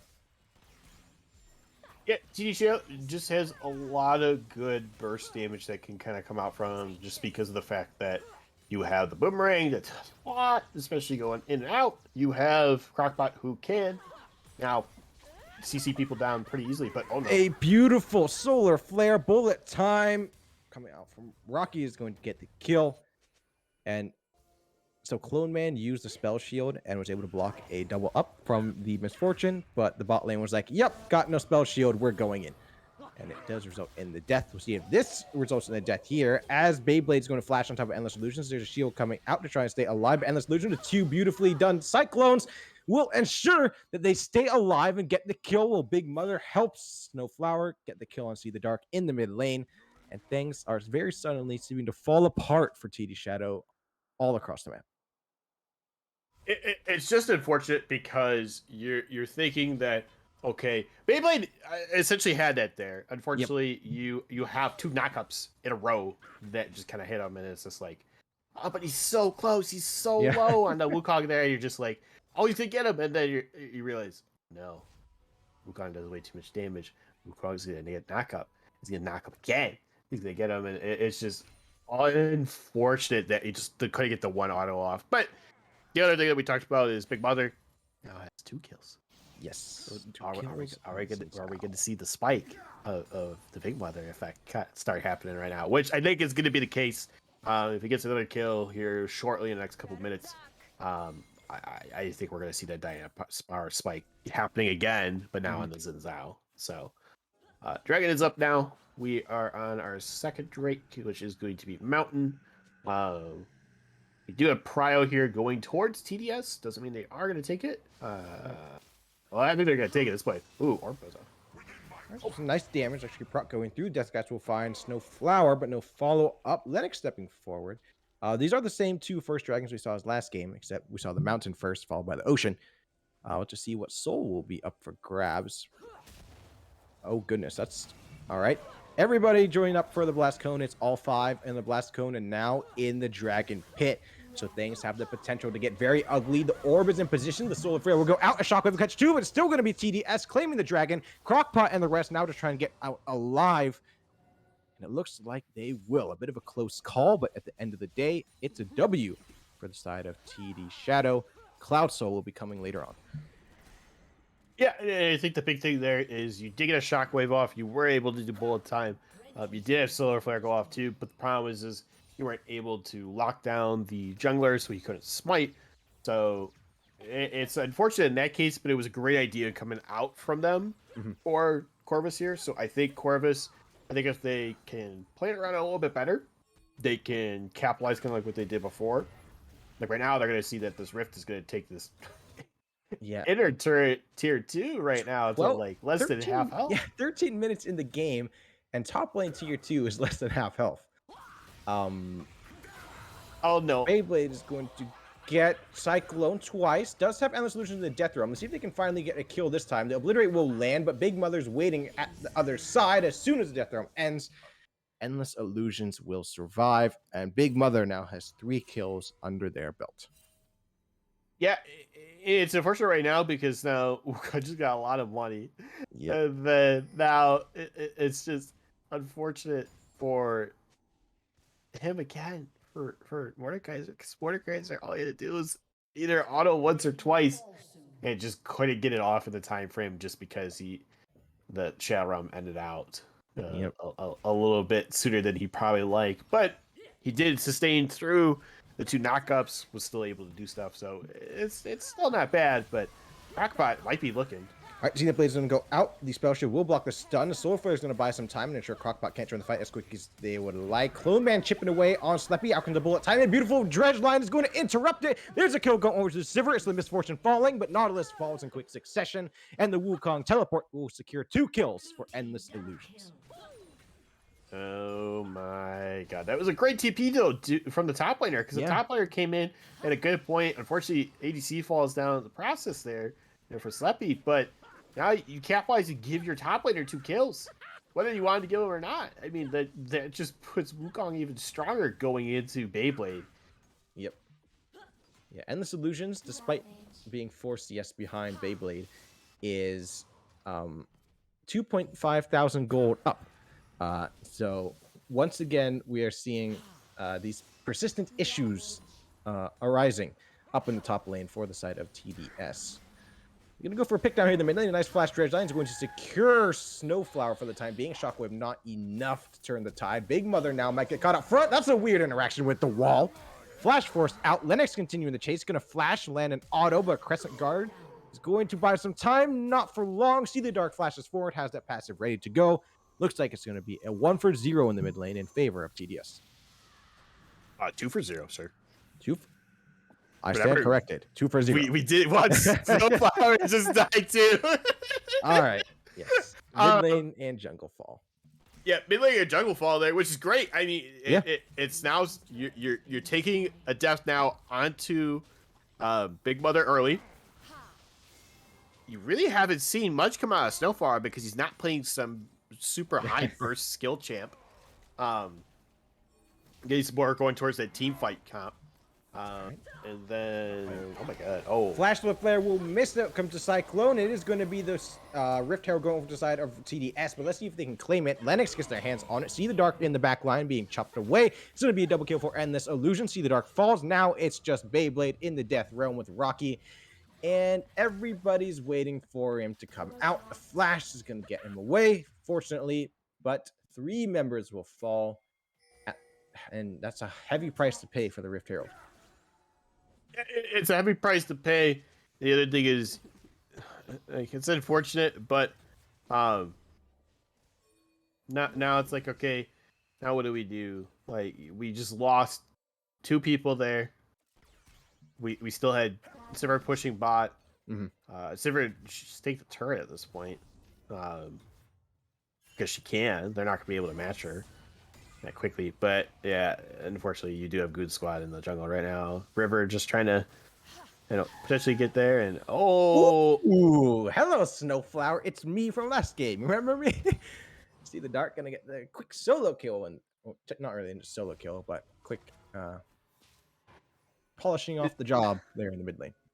yeah, you know what? I think he might have some salt in the wounds from last game, and he's just kind of like, you know what? How does it feel? How does it feel? But now we're gonna see they're gonna take this dragon starting right now, but it's a big. Never mind. But a nice pillar, Clone Man on the flank. Solar Flare is gonna land, but no follow up quite yet. See the Dark lands a stun RE on Endless Illusions. That wall is going to keep them in the Glacial Storm, but it may be at the cost of the mid laner's life. Endless Illusions in the middle area. There's a beautiful Cyclone, still alive. Cluman in the back line, trying to get some auto attacks off, but a stun will lock them down. Dredgeline comes out to try to buy some time, but the fight looks like it's turning around. The side of TDS coming out on top. Rocky, the last one alive. Snowflower joins the fight late, and it will be the Dragon going over to the side of TDS and the fight. This is so huge for them. You have to look at you get the second dragon, no third dragon, but now to your second dragon, you literally took a better team fight this time around. Like I said, this team comp it's a lot better as long as they execute everything right, which is what they did. Trying to go on the EDC right away. You have Treadle also hitting good pillars. Yep. That set up perfectly for Clone Man to stay alive that little bit longer, and then See the Dark was still able to do a lot of damage in that fight. So I look at that, even though Beyblade's behind, he's got the 5 deaths, he's still participating, trying to get those assists and everything. You have Anivia, with See the Dark there, doing still a very good amount of damage. And the other key thing is you have to look at it, Snowflower wasn't there. If Snowflower was there, that would be a whole different story. But unfortunately not going to be the case there. Yep. Oh. And why? Because See the Dark was able to get that pick in the mid lane right before that dragon spawned, which forced them to take an optimal fight. And Sleppy's going to leave the game. Yeah, Sleppy's either having some disconnect issues or not getting a pause. I'm guessing because Yep, now the Cyclone in the mid lane. See the Dark brought very low. Solar Flare is going to finish him off. A teleport being channeled by Beyblade in the back line. Joining the fight a bit late. Rocky goes out forward. Going to get finished off by Clone Man. It's a Death Realm. Big Mother versus Beyblade 1v1. Endless Illusion still outside. Going to get Dredgeline. Not finished off, but there's a kill. Big Mother shut down by Beyblade. A kill by Clone Man as well. Snowflower finished off. And it doesn't matter that Sleppy DC'd because they weren't there in the first place. Yeah, we should probably see a pause coming out soon. I don't know. Yeah, told you. Do it. Reconnect. Okay, there we go. Well, it's more the fact that whether there's a bug issue or not, they can't pause in a fight that they're going to cause, which they knew. They thought maybe the fight would go in their favor, but unfortunately, did not in that case. They just lost 4 there at an unfortunate time. Yep. And then you also have the Sivir. The Sivir is doing really well. Look at it. She's 5-2-4. She is taking great trades, great fights. She's able to sit back and just do so much damage. Like, when you have that happen, it's just so nice to actually see an ADC feel like they have worth. Yep. Because I know support's really good right now. You have jungle that's like in a kind of decent balance. You have a couple other things just kind of going on that you're just like, they're good, maybe they're not, kind of a thing. But it's like, ADC just always feels like it's that weak point because you don't really have good items to kind of like help escape other than like Gale Force and Yep. then protect them like um some other items. But it's just man, it's really good just to see that we can actually highlight. It's gonna happen again. Yep.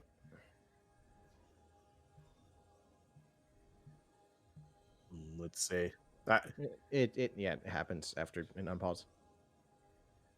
All right, but yeah, Clone Man doing real good,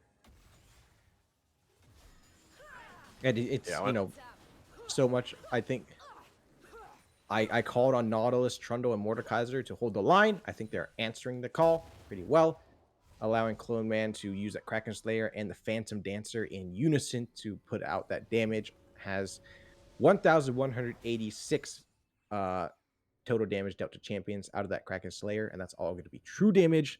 So, yep, big things happening there.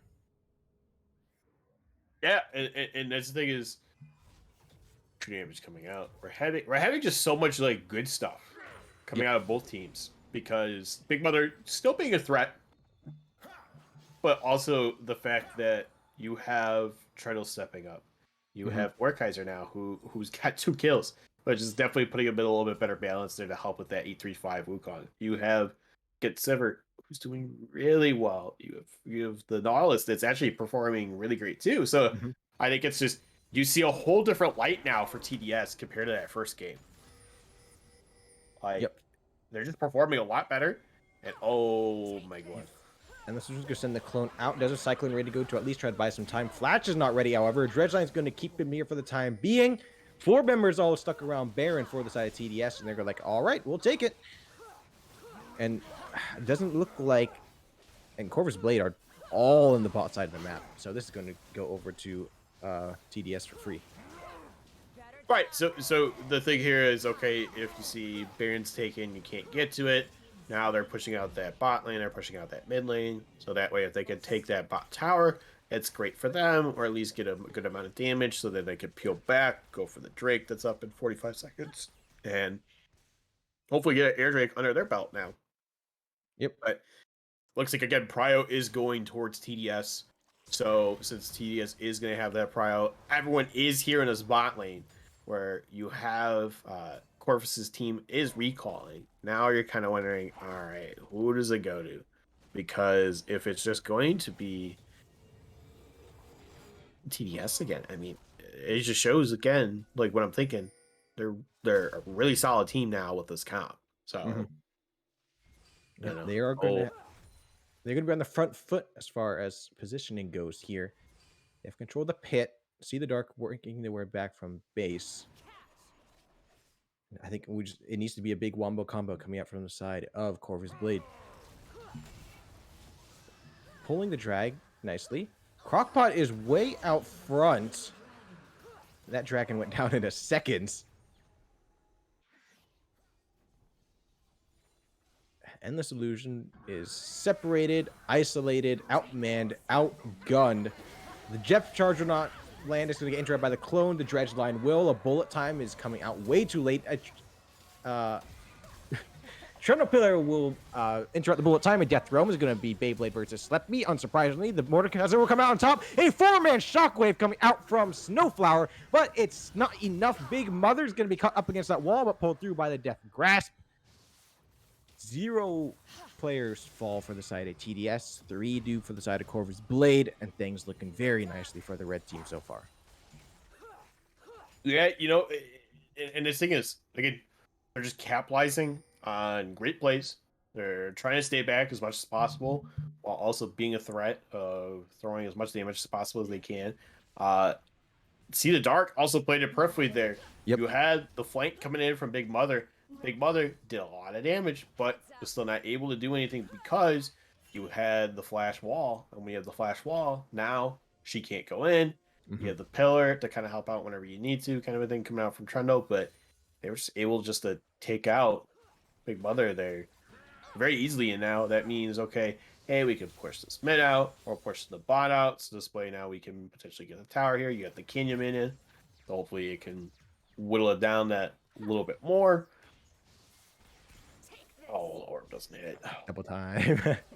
Or no, that's not what it's called. Dang. Flash Frost. Oh, that's right. Flash. Okay. Yeah, I like Orb because it's just a better. Yeah. It sounds better. I'm The sorry, orb it of just ice. sounds so much better. All right, and yeah, we have some supreme wave clear here from the Anivia and the Sivir. So they're going to be able to bring the siege right up to the base of Corvus Blade's walls. Bot lane is the focus. It's the top laner square off. Yes, TDS is on soul points, but it is an Ocean's Cloud Soul. Sorry, which is, I would say for their team comp.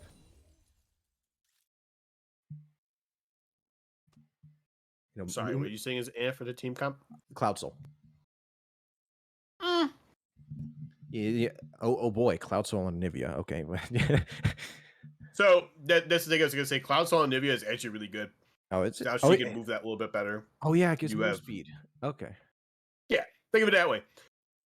It may not help out from cooldown aspect for her, but that means Subjugate's up faster, Shadow Realm's up faster, the Hunt is up faster, Depth Charge is up faster. So it really doesn't have to benefit her from the cooldown standpoint.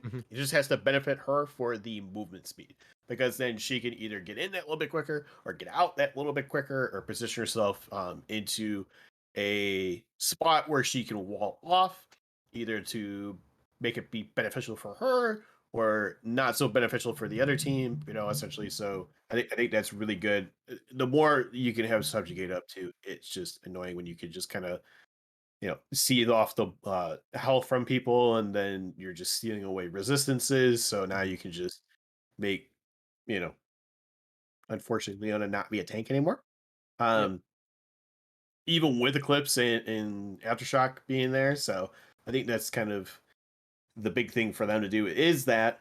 But you also have Crockpot, who then can go that a little bit faster. He throws the Death Charge, which means maybe you get a hook off, or you get a good Riptide that falls up into a passive route there with the auto attack in that case.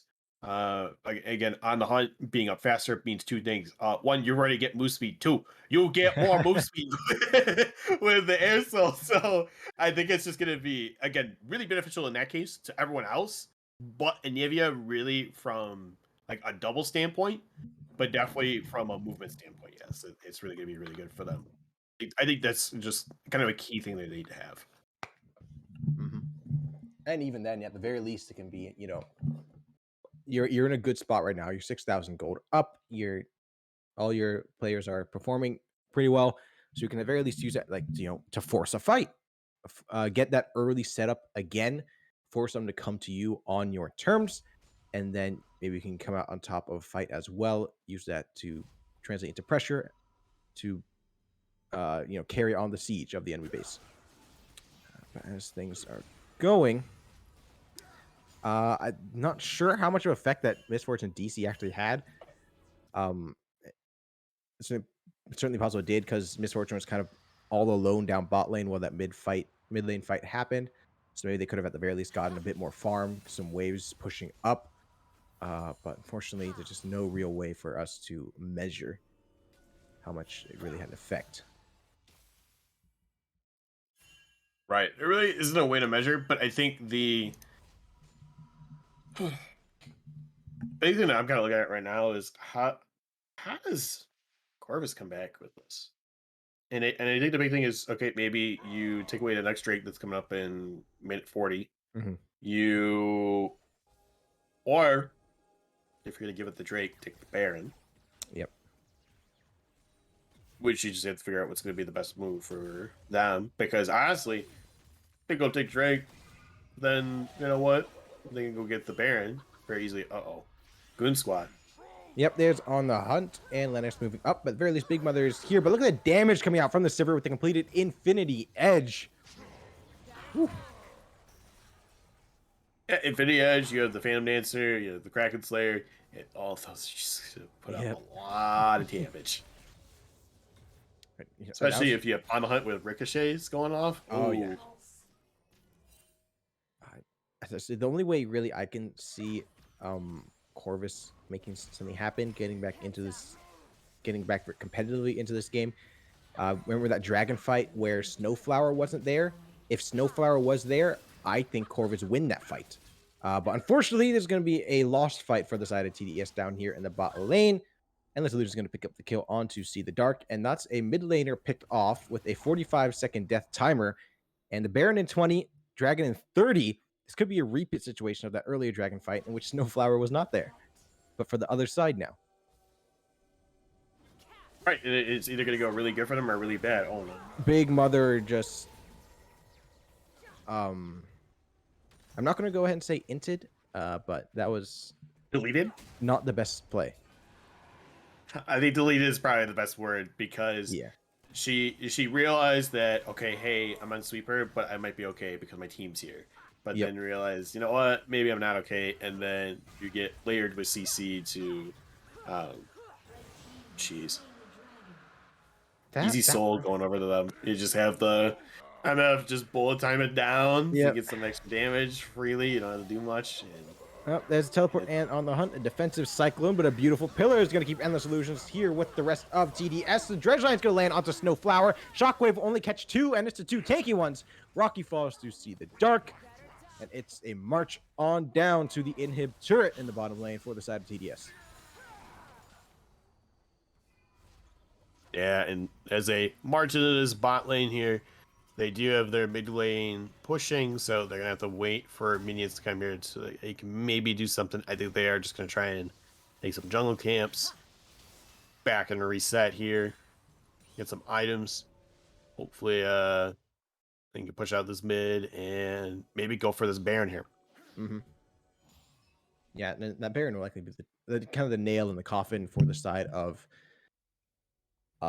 Corvus Blade, specifically because I'm assuming this Baron will result in a fight, and if TDS win that fight, boom, they take Baron, game over. Game 3 incoming. So they're going to start the Baron right now, and we once again see Sleppy completely separated from their team down the bot lane. But at the very least, looks like they're giving it, so. All right. Baron is taken. See the Dark moving very quickly with that cloud. So Big Mother in a weird spot. Wall will miss. Thankfully get away alive.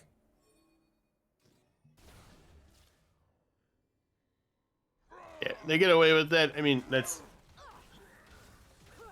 great for them because now they get the Baron. They can push the waves out like they wanted to. So now it's easy open mid there for them. And then now they could just end the game here at this point. They have a cannon that will just whittle down the tower because they can protect it. I think they'll be good. And the solution's on the flank. Beyblade is up top lane, but does have teleport ready to go. Vision is set up. There's a Flash Frost onto Rocky. Rocky is going to be instantly deleted. Look at Endless Solutions on the flank. Depth Charge is going to go out at a Cyclone. No fall off for the Cyclone just yet. There's a Shockwave. Is going to catch 2, but a double kill for Clone Man. Clone Man on a Rampage on the hut moving in. There's going to be a triple. Looking for the Quadra onto Sleppy. Not quite going to find it. A shutdown without the tower. Going to the Misfortune, but it's all practically over for the side of Corvus Blade as they all fall. It's an ace. Nexus turrets go down. Nexus open. Nexus falling. GG. 1-1 now the series between Corvus Blade and TD Shadow. Yeah, and that's the big thing here is now it's 1-1. We're there's best of 3. We're fighting for basically who's going to be second, like I said, or potentially first, depending on if first place loses. So I think that's the great thing with the capwise here is looking at that. We go to a game 3. We have TDS showing that, hey, you know, we can take a different comp and still do very well with it. We don't have to match mirror you. We're still doing what we want, which is essentially what they did. They performed very well. Linux did really good. See the Dark was having a better time mid lane. Clone Man was able to put out a lot of damage, get a lot of kills, and they were able to kind of slow down Big Mother. Same thing with Endless. You know, wasn't a mage take assassin this time. He was just a, you know, annoying, bonking Wukong essentially in that case, and then they kind of found, I think, that counter now to the bot lane. So I think they're going to keep Clone Man and Crockbot in there, and then let Beyblade still stay top. I think that's perfect. I think, I know, unfortunately, Beyblade had a really rough time, but was Mhm. able to kind of come back in these fights and everything. So I think it'll be interesting. Yep. So series will be going the full 3 games. We love to see it. It's going to be quite the match coming up next. We'll see if the side of TD Shadow can keep playing their own game, or if Corvus Blade can find themselves reawakened once again in the early game to start snowballing their way to the end and take this series. We'll bring the conclusion to you right after this quick break.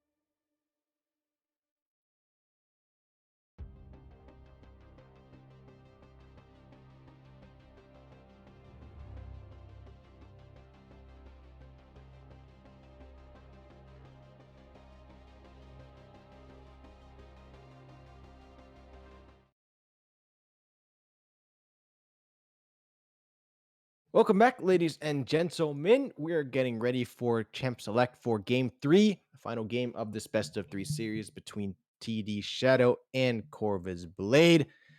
Hey, it's a big match for them. Of course, they got to go all 3 games. Winner of this goes tied to second, possibly tied for first. The loser will get relegated to fourth place down in Division 2 of the Freshman League of Runeterra Academy. So we saw quite a turnaround coming through from TD Shadow, despite a relatively rough early game, just like the first game. They were able to turn things around um, and take the second game, as it was a big performance coming out from um, oh goodness, names. Yes, it was Clone Man on the Sivir, doing so much for their team, dealing out the most damage in the game there.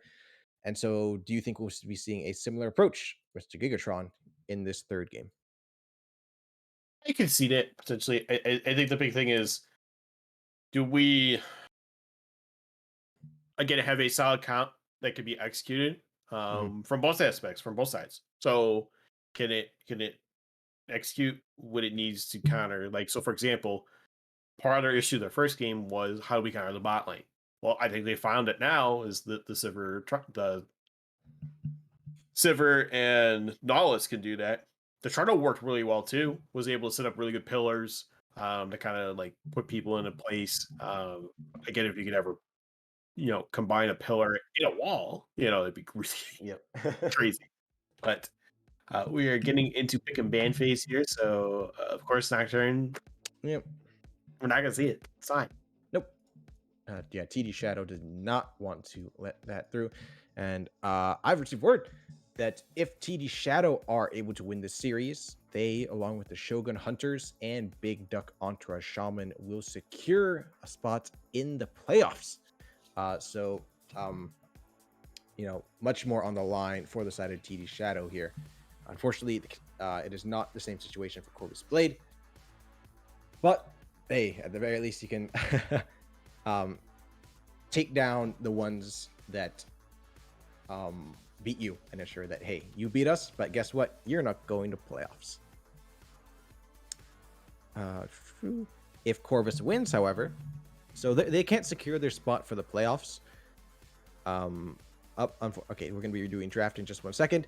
But if Corvus do win and things go a very particular way, if the stars align, we could have a 5-team tie for first place.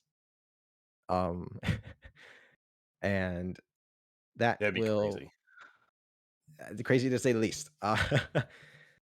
So all in all, along the line, if Corvus can basically say, "Hey, we're gonna win, and we're we're gonna make things difficult for all of you," or if TD Shadow, they're the ones who can, if they win, can take the easy way out and simply knock Corvus Blade out of contention completely and join Shogun Hunters and Big Duck Entourage Shaman in the playoffs. All right, we are getting the secondary draft going as we speak. Links have been dropped in the chat. So we're just gonna see a Nocturne band start off again. I feel like some of the stuff is gonna be similar. Nothing too crazy.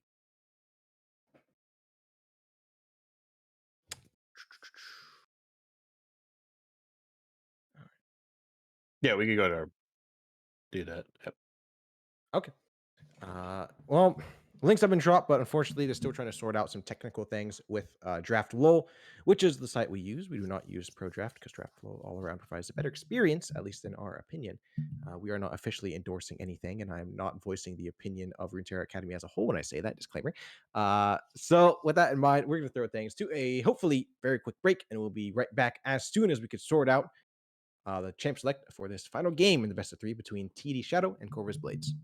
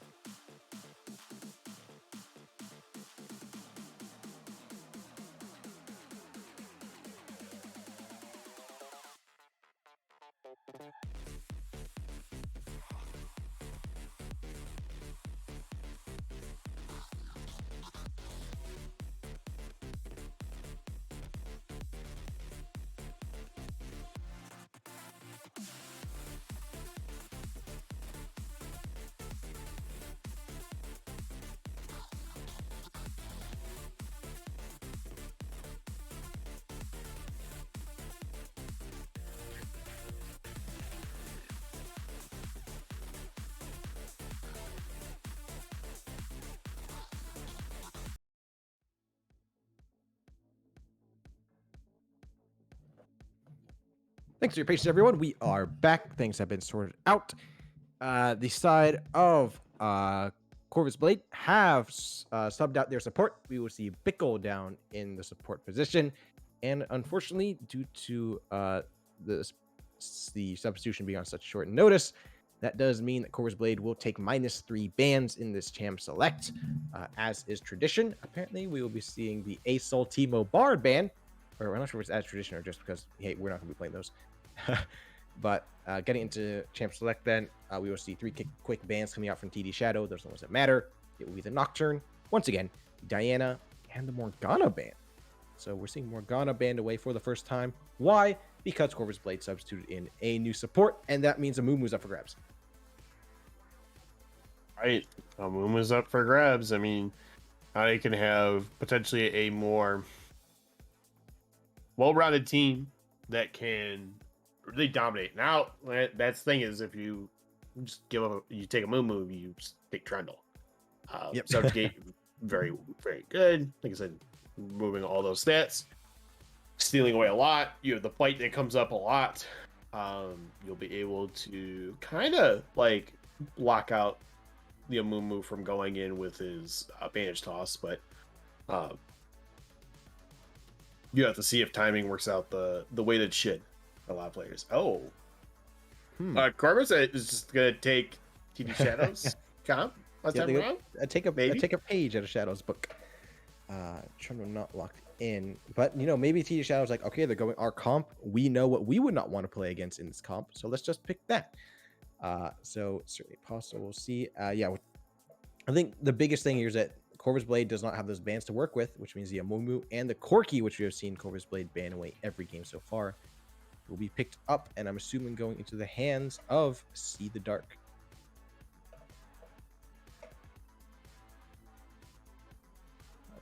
Now, granted, that's probably the case. It is going to go to him, but you're looking at, okay, if we have an E-sub, how do we deal with that?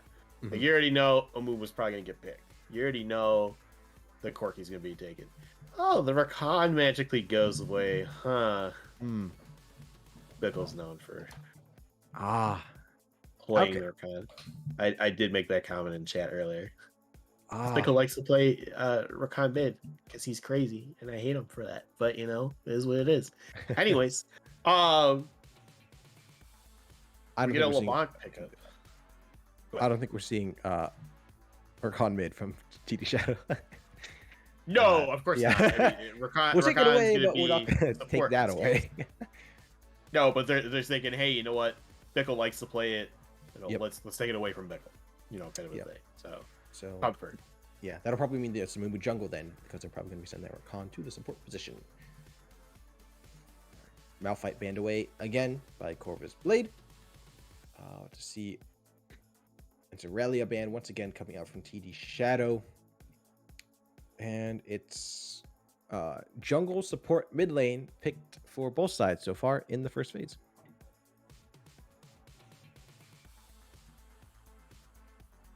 Mordekaiser, the final ban for the side of Corvus Blade. We saw oh goodness. I know why I'm not remembering these names, because I never read them out at the beginning of the games. Okay, Beyblade do some good things on the Mordekaiser last game, so the side of Corvus Blade will be like, no, you will not get that champion this time. It'll be the Orin banned away by the side of TD Shadow, and it's a very adaptive band so far. They're being like, hey, we saw this player do very well on this champion, so we're going to make sure they don't get to play that champion again in this decider game.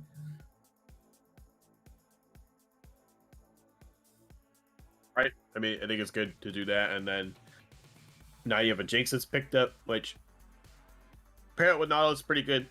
You hook, do traps. You should be able to kind of lock down people pretty easily with that. And then what's going to be the counter coming out from TD Shadow here? I feel like maybe a Caitlyn or the Sivir again would work too. Yeah, I would love to see like an ADC that can really perform. Caitlyn I think would be good. And this is why okay. You said Caitlyn. I agree. We'll see if it's for the same reasons. I would like the Caitlyn would be nice. I think because just that lane bully keeping Jinx out of there, but Jinx wants to just kind of farm and scale on for the later game. And with the Caitlyn lane bully playstyle, you can ensure that that late game arrives very late. Yeah, and that's thing is, that's what she's known for, is to Mhm. bully people out. So I feel like that would have been really good in that case if they could have done that. But understandable that it's not going to be the case there. That they're going to go with the Sivir, which Sivir could kind of bully out a little bit with the Yeah. boomerang. Boomerang does a lot of damage, so I don't see that it's a total loss to them in that case by not doing that. But we Ooh. have a Fiora. Yes, Fiora going up against a Set in the top lane. The Amumu, and technically an Amumu as well in the jungle. So I'm excited. Always happy to see Fiora being played. Not as happy as Aurelia. Sag, Aurelia banned away. I like playing Aurelia. But yeah, Fiora in the top lane.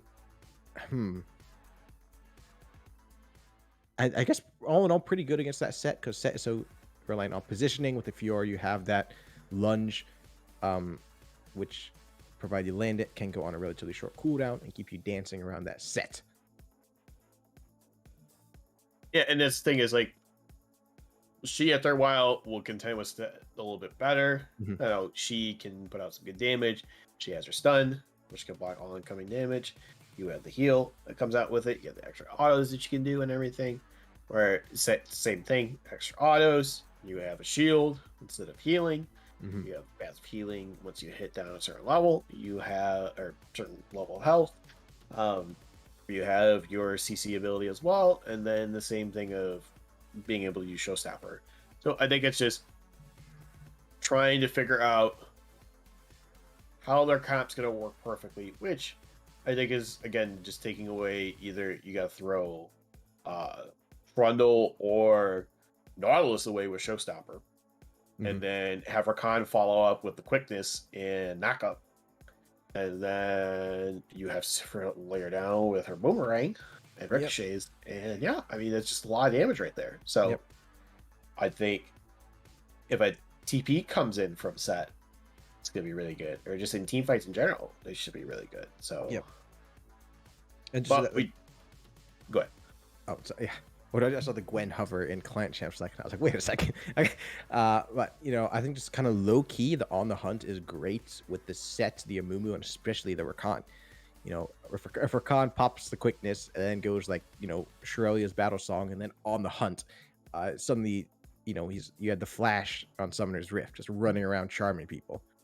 And then Amumu can run in for a perfect position for that Curse of Sad Mummy ultimate, and it's like a wombo, kind of a off the record wombo combo, I would say. Yeah, I would say it's a really good wombo combo. The only other problem is Corvus Blade is taking the burst mage again in mid lane. You Yep. have Jinx that could definitely scale and do a lot of damage in the long run. You have Nautilus, who's able to just lock down very well. And Trundle again, the subjugate's going to be really annoying with the pillar. Yep. And I'll backtrack to your comment about Irelia. Your champion should still have the lever from Morello, because Irelia shouldn't exist. And it's just that. I'm gonna say it. I'm saying it. The hot take tonight. Irelia should exist, but in this game series again, but banned out 3 times in a row. So we'll Yep. never see her tonight. Instead, we saw the Silas. Silas. Oh, we lost somebody. So that's gonna put Champ Select at an impromptu, untimely end. As okay, Sleppy, force a habit, went ahead and locked in that misfortune instead of the um The Jinx. the Jinx that they did grab in draft lull. So it's just a simple restart. Hopefully they don't take too long to find their champions and ban them away, because we are not getting paid by the hour here. we don't want things to take too long. All right. Mostly because now we're running out of things to talk about here in Champ Select, and that gets awkward real quick. I mean, it really isn't too much that we haven't really covered, but I think the other thing that would have been good too is like I know they banned out the morgue, Hmm. but like the morgue would have been really good instead of the Rakan. The kind of keep a lot of them at bay. I think personally, I think that would have been nice for the CC to and AP burst that would come out of LeBlanc. Hmm. Um, but again, I think it's still a smart strategy because you don't want it going over to Corvus Blade. Um, but I still think the Rakan will work in that case. Hmm. It's still glad I don't see your around there. All right, just keep rubbing it in, aren't you? I'm going to. Okay. You're gonna like it. Well, I'm a support main in my mind, but in Aurelia main at heart. Rework Aurelia was my second login screen back when I first started playing, and I just played the champion in a bot game, and I was like, this champion's fun, and so I've had a soft spot ever since. All right, everything's locked in as it should be. And now we are getting ready to get into game two. I would say, all in all, rather well scaling ADCs down in the bot lane. Maybe Jinx has the edge just because she's Jinx. But as we saw last game, the Sivir with the Kraken Slayer, Phantom Dancer, and the Infinity Edge can really start mopping the floor in these team fights. We'll just have to see how things can go. Not a lot of engage like we might have seen last game coming out from the side of Corvus Blade. Not a lot of engaged, but it's more the fact of you still have Nahus, Mm-hmm. you still have Trundle. Those are pretty good engagers. You have LeBlanc who could stick onto someone with the chains. Yep. You have Fiora who doesn't need really too much like CC to kind of just whittle down someone. So I think that's kind of the main thing is finding out what is the best that's going to work out for the champion. And what's going to work out for the team. But at this point, I think you're in agreement with me. I think we're going to take a short break here. Because I need water. I don't know about you. I need water real bad right now.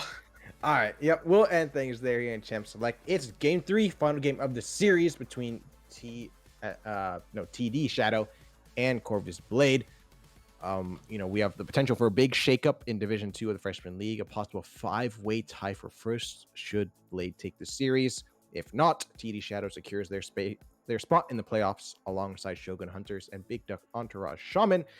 Stick around for the conclusion. We'll bring it to you on Summoner's Rift right after this quick break.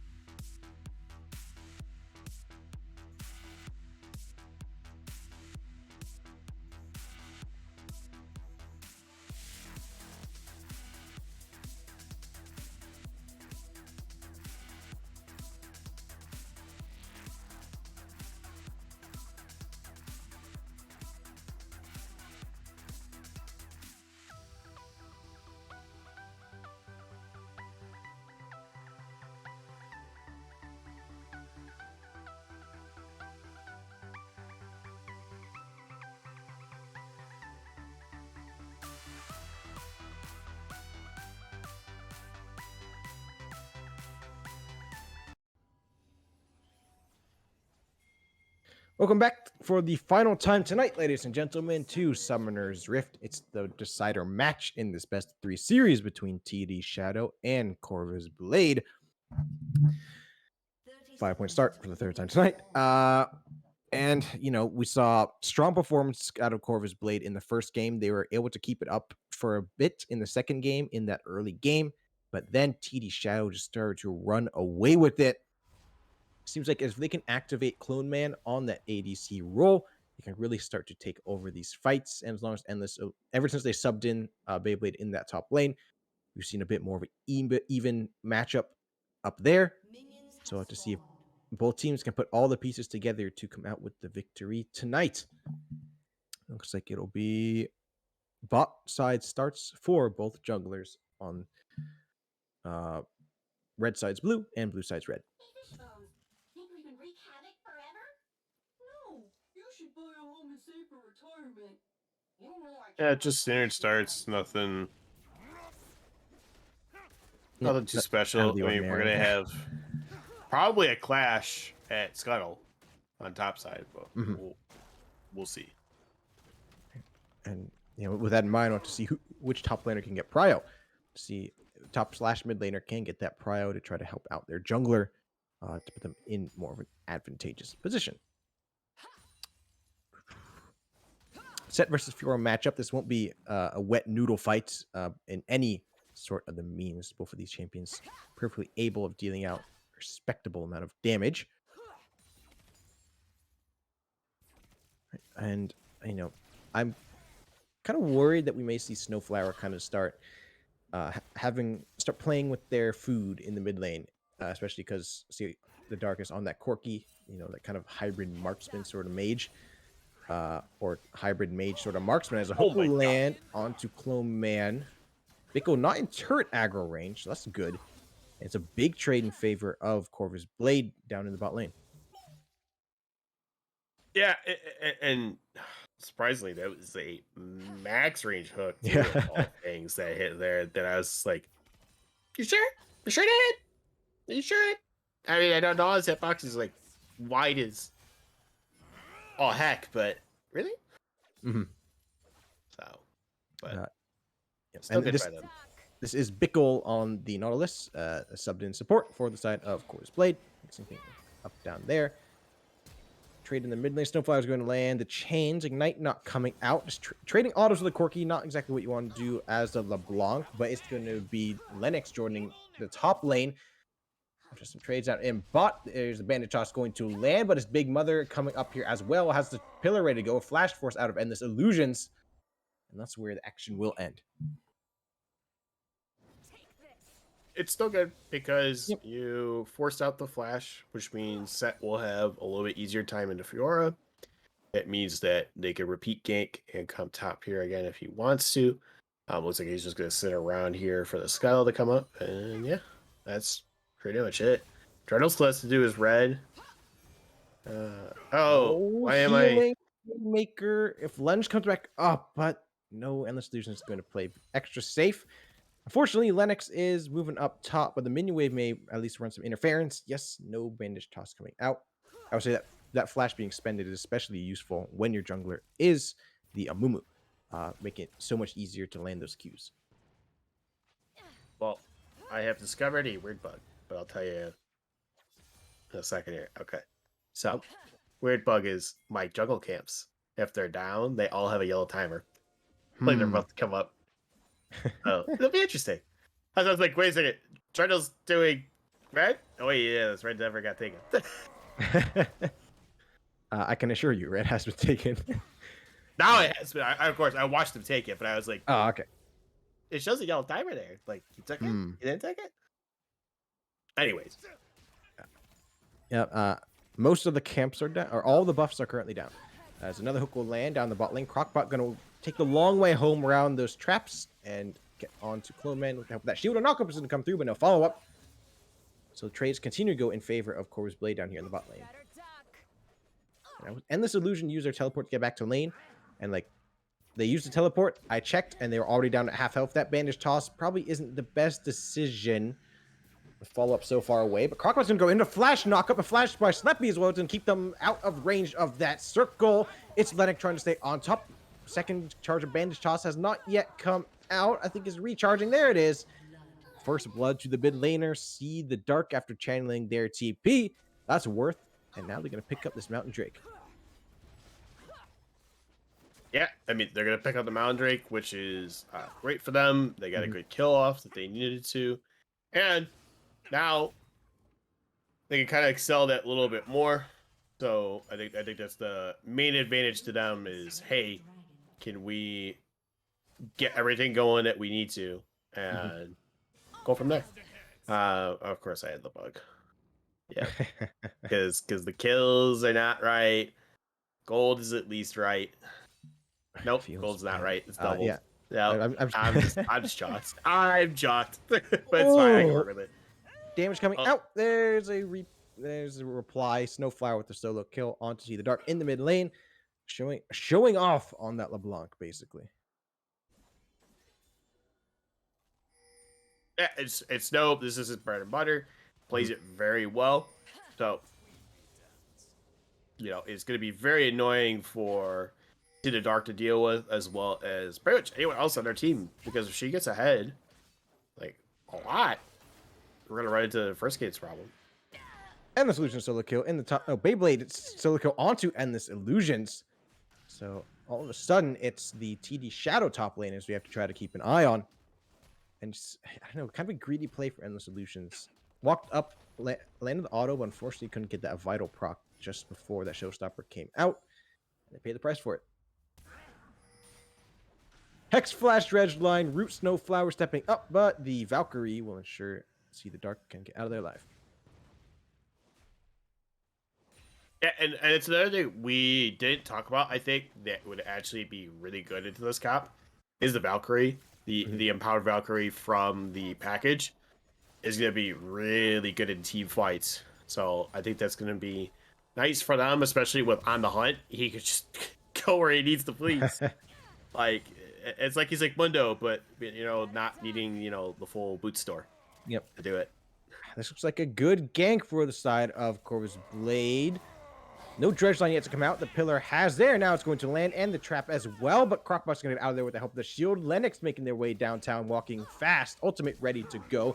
Flash, bandage toss is going to miss. So no ultimate to follow up. A boomerang will almost finish off Sleppy. Bandage toss will use the big mother to try to get at the very least a compensation kill. It will go over to Lennox.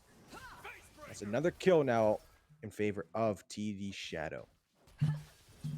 Endless Illusions dueling up in the top lane with Beyblade. A Haymaker will be countered by the riposte. It's W versus W. The Grand Duel will come out, but I think it's a bit late to try to secure this kill. It's going to be risky as Endless Illusions will get the kill, but a turret shot will not come through. Well played by Endless Illusions on the Fiora there. Answer bot lane kill with their own in the top. Yeah, I mean, and that's the thing is, okay, hey, we're able to still get a kill up top here on Beyblade. Now he's not hitting 9 as quickly. He's getting shut down that little bit more. You're getting that CS to finally kind of even out that little bit, even though he's got a nice juicy wave on his tower here that he can hit. But you have to look at now, everything's kind of coming around. Like everyone's having like a little bit of a CS lead, or they're like pretty even. So like you look at almost 20 CS lead now on to Trundle, it looks like here. Got 10 CS lead with Set. And yeah, I mean, hopefully the Set can handle the Fiora a little bit more once he hits 9. And I'd like to see some more action at Spotlight. Yeah. The Sivir and the Jink, like if everything just kind of stays at the very least a bit restrained across the map, then we know that the Sivir and the Jinx are going to be the focal points of every single big team fight we're going to have. And so, whichever team can make the best of their time early on in that bot lane, and as far as ganking goes, there is definitely going to be a payoff later on. As a showstopper is going to come out, the riposte comes out a bit early, so the Haymaker can land. Almost dead is Endless Illusions. There they go, falling down. It's Beyblade with another solo kill, and it's back and forth in this top lane so far. Good use of layering the showstopper with the haymaker and the face breaker, and timing when to use the face breaker properly, so that way you can get rid of the riposte in that case. So really good by them. Yep, yeah, seems like the substitution paying off. Nothing against previous top laner, but just, you know, results are results. And Big Mother on this Trundle is a bit behind, so, you know, I'm not sure. This unfortunately may have been kind of aspect of they did good on it, so we have to pick it and try to reply, but it's not going to be the case as Lance to find the kill, and Power Valkyrie coming through. It's going to knock Sleppy out of position. Ticking away is the Ignite, but the Jinx Super Mega Death Rocket will not secure a kill. See the Dark's going to get out of there as Crockpot's Ignite will secure the kill. And now Big Goal is in a rough spot. Dredgeline is going to land at a turret with some help. It's going to get the kill onto See the Dark. Yeah, and unfortunately, get the kill on the See the Dark, which means now the Snowflower is starting to pop off that a little bit more again. So now it's kind of like, well, what do we do? Do we have to focus more now onto the LeBlanc in that case? Do they need to just power everyone else up? What's the case? But these trays up here in top lane. Yep, and bro, I told you it was not going to be a wet noodle fight. You're set. Big Mother looking like they're on their way to that top lane. They do have the Rift Herald ready to go, so it looks like it's probably going to be set and forget as far as that goes. But Beyblade's going to go in. Might be caught out front. The Grand Duel is channeled. The Pillar is going to miss, however. A fully stacked Haymaker, but the riposte as a reply, and it's going to make sure the Showstopper does not land. And Big Mother's going to come to the assistance of their top laner and secure the kill. What was really Oh, yep, Big One's going to go in. The Bandage Toss is going to lock them down for the time being. And Lennox on getting another kill on a killing spree. At the same time, full plates picked up and partially shared by the top jungle duo up there for the side of Corvuz Blade. And they are going to get first turret. Super Mega Death Rocket a bit close to seeing that Drake, but not quite. And the Infernal and Mountain will go over to the side of TD Shadow. Ocean Soul on his way. Yeah, Ocean Soul on the way now. So that is kind of the big thing I'm looking at here is TS taking 2 drags in a row. You're looking at they're performing well, and the fact that the 3-0-1 on the Amumu is definitely working for them.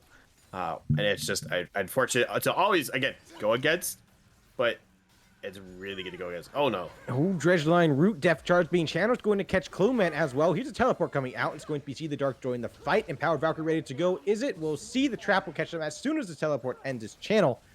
Well placed by Sleppy there. It's going to be a 1-for-0 for the Blade in the bot lane.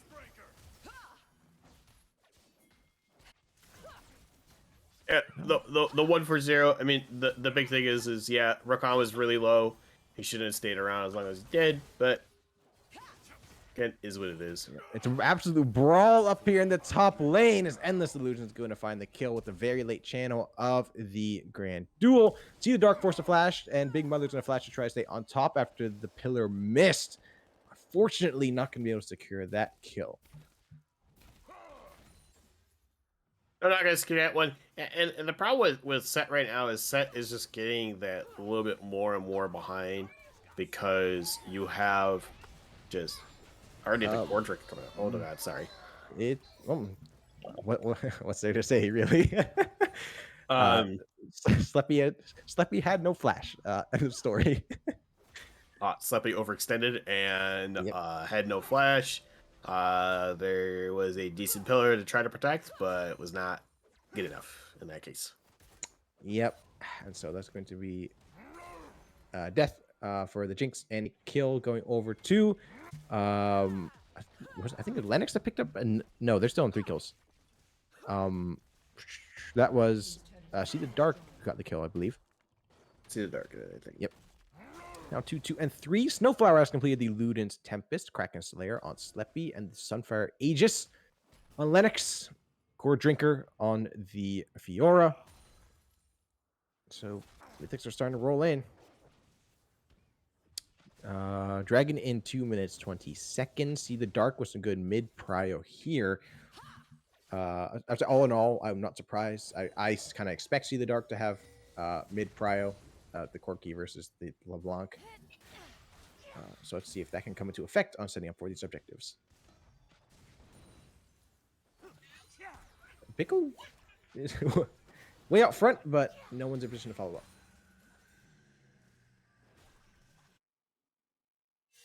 Yeah, no position to follow up, but that's okay. It's gonna happen. Like, listen, sometimes there's nothing you can really do.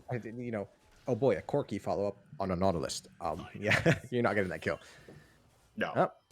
Here we go. We'll see if there's a kill and to follow up here. Lennox is going to flash, but the minions are running interference. A flash, grand entrance is answered by the flash of endless illusions. Bandage toss will land. Hitbox. There's a face breaker to try to keep endless illusions contained. A flash forward, showstopper. Big Mother with a nice pillar.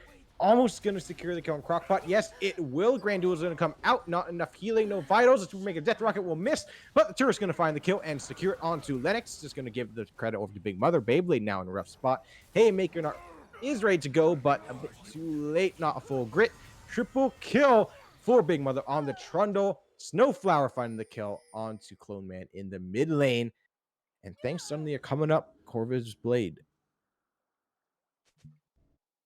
Yeah, and this thing is, as much as trying to dive onto the Fiora is good, you just traded basically three kills there, and then you also traded a kill in the mid lane. So it's like, not good, but you know what? It's okay. You know what? We're still ahead by that little bit.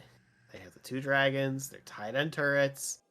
You know, they're down a kill. No big deal. It happens. So I think the big thing is can they capitalize on this next dragon here? It's coming up in 5 seconds, which they are here for. Yeah. So I would say objective positioning was big for the side of TED Shadow last game. Getting to these objectives before the side of Corvus Blade could force them to fight on your terms. We're seeing kind of a similar story here. All right. Big Mother's being zoned out by Crockpot on the Recon. Nicely done. Here's a TP being channeled by Endless Illusion. Super Mega Death Rocket is going to go wide and not even contest a dragon. It's Bickle all alone in the middle of everybody. We have yet to see no Mumu ult ready to go. Sleppy is free firing from the back line with those rockets. There's one kill with the movement speed. Endless Illusion is trying to get away. Death Rocket will be channeled onto Clone Man. Snowflower all the way near bot lane tier 2 for the side of red side. Going to get the kill onto the Dark. Sleppy free firing, like I said. Gonna get one kill. Endless Illusions with another Beyblade joins the fight with the teleport, but after the fight is practically already done. Showstopper just gonna try to, make something happen in response. The Haymaker will miss with the help of the Dredge line. Doesn't look like Beyblade's gonna get anything out of this, but the side of Corvus Blade will. It's an ace and a dragon for their. Oh, they didn't get the dragon. Sorry, it's an ace for their trouble. But TD Shadow do put themselves on Ocean Soul Point. And this thing there is like, sometimes is it really worth it to get to Soul Point if we're just going to trade away a bunch of kills? And yeah, that's the hard decision you have to make sometimes, especially as shot callers, is what's really going to be the most beneficial to us. And in their case, yeah, it still is to do the dragon. May not have turned out the way they wanted in kills, but it is what it is. And they didn't have ults too, so it's like, okay, you didn't have a Moomal, you didn't have a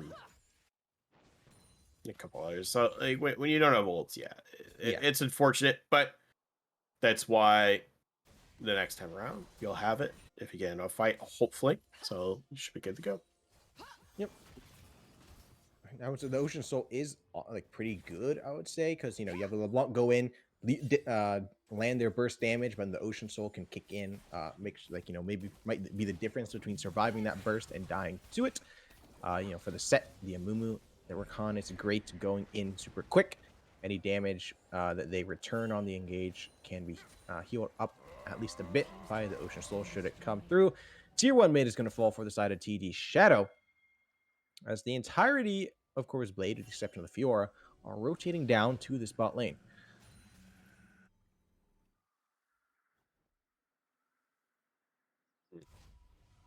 Shield Bow completed on See the Dark on the Corki.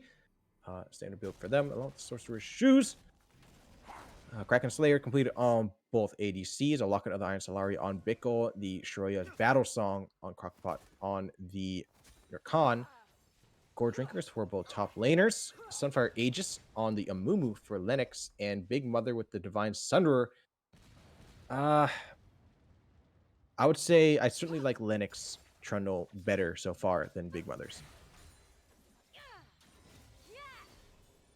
Yeah, I mean that. Not that Big Mother is doing bad or necessarily underperforming, but we saw Yeah. Lennox, with some beautiful pillars coming out, setting up the plays for their team. I think at this point too, there was more fights where True. there hasn't been as much with a Big Mother ganking, which is perfectly fine. Mhm. I don't think she's doing bad either. I think it's just unfortunately, Trundle. Mumu is just really good right now, and to try to be all over the place where he's at is pretty hard. And on top of that, trying to capitalize on other things is probably the main priority that you have to figure out is, okay, what can I take? Can I take Camps? Can I take Scuttle? Do I have a Rift up? In this case, it would be Baron. Can I take, a gank in top lane or mid? And they're going to be okay with it or not? That's just kind of the big thing to figure out. Yep. All right, here's going to be a gank as we speak. The Trundle's going to come out, not the Trundle, the Pillar's going to come out early, so it's not really going to lock down Beyblade. The Grand Duel is going to come through. Big Mother's going to get the kill. And Endless Illusion is, as time goes on, showing that they are gaining the upper hand in that top lane matchup.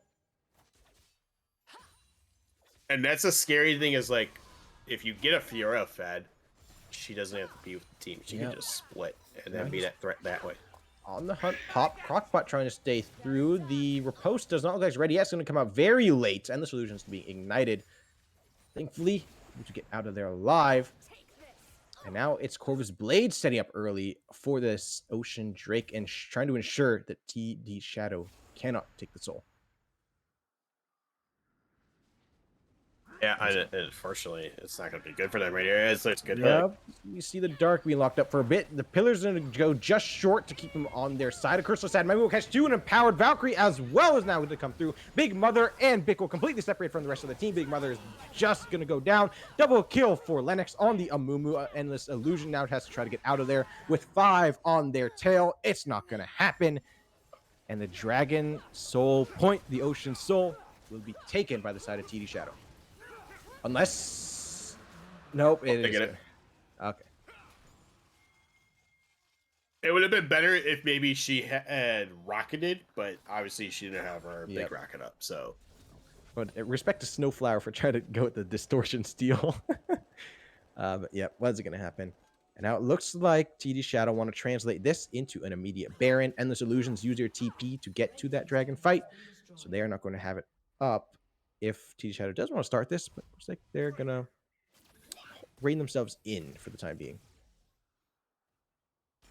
Yeah, the scary thought was you did have, 2 coming to you very quickly there, so I think it's just a smart move to not stay there and everything, especially since you're squishy, LeBlanc can burst you and things like that. It's really not worth it, I think. So it's just a smart, calculated play by them to just dial back. We'll come for it later. We already have the Ocean Soul. Let's abuse them with it. Yep. We have the Phantom Dancer completed on Clone Man there on the Sivir. So in unison with that Kraken Slayer. It's going to be doing some great damage. I think we're going to be seeing... You think it's... No, that's not Phantom Dancer. I think that's Rune's Hurricane coming through for Sleppy on the Jinx next. As Bigwood's going to be caught out front once again. The Death Dart's going to come through. It is going to land on the Clone Man. Big Mother out in front all by themselves. Snowflower not providing any backup. The ADC is not there, so you are not going to want to take a full-on fight. No, you don't want to take a full-on fight because if the ADC is not there to help put out more damage, then yeah, it's just a little unfortunate for them. Yep. But now this means, okay, hey, another kill going over to them.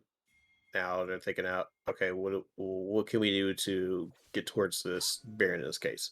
Mhm. What do we got to do? Well, get a bully's Snowflower out of the pit. That's what you need to do, but not going to happen in this case. I think the big thing is finding out what is needed to take out not only Lennox, but also Clone in that case. Because I feel like those two are performing very well right now. Obviously, See the Dark has a lot of assists, doing really well. But we've seen the set kind of falling off a little bit here. We're hoping that maybe he gets a little bit better as he levels up, but probably not going to be the case here. This Corvus Blade starting up the Baron now, as Sivir is recalling, and this is going to be given over practically for free, it looks like, to the side of Corvus Blade. Because Lennox is just starting up that blue buff, just going to take it. Crockpot stepping forward, kind of like, team, where are you? They're taking Baron. Here we go. Lennox is going to go in. Curse of Sad Mummy's ready to go, and they're going to steal the Baron. There's Curse of Sad Mummy. 3 locked down. Beyblade's going to get the kill onto Sleppy. Fight practically over at this point. Thanks for the leash. We're going to keep on chasing. Riposte comes through, but Moomoo's going to keep on flying forward with that bandage. Toss. That's a big swing now in favor of TD Shadow. Yeah, you just had a really good fight there. You timed everything perfectly. You got the bandage toss on the right person. Mhm. You're able to go in and steal the Baron with the flash there. So I think that's the big thing is just trying to, for anyone that's a jungler, just try to keep like your numbers so that way you know where you're at, what kind of everyone puts out and everything. So that way, if someone tries to steal, you can smite it better, or if you can't smite it better, then you just figure out, what's the biggest damage numbers on both sides, and can you outweigh it? So, but fortunately, we will see that the Baron does not go to Corvus here in this case. TDS will have it, and yeah, they're using it right now to push mid. Yep, and they will take that mid inhibitor down. Any members of the Church of LS out there may be of the belief that that is a bad inhibitor take, because now you have super minions pushing down, getting full wave priority, marching all the way down to the base, and boom, free farm at no risk to the side of Corvus Blade. So that is certainly possible that it may have been super giga high level gameplay better if they had not brought that inhibitor down, but we'll see. I doubt that's really going to be enough to swing the scales very far towards Corvus Blade as opposed to TD Shadow. Yeah, he brings up a good point about that, and I think the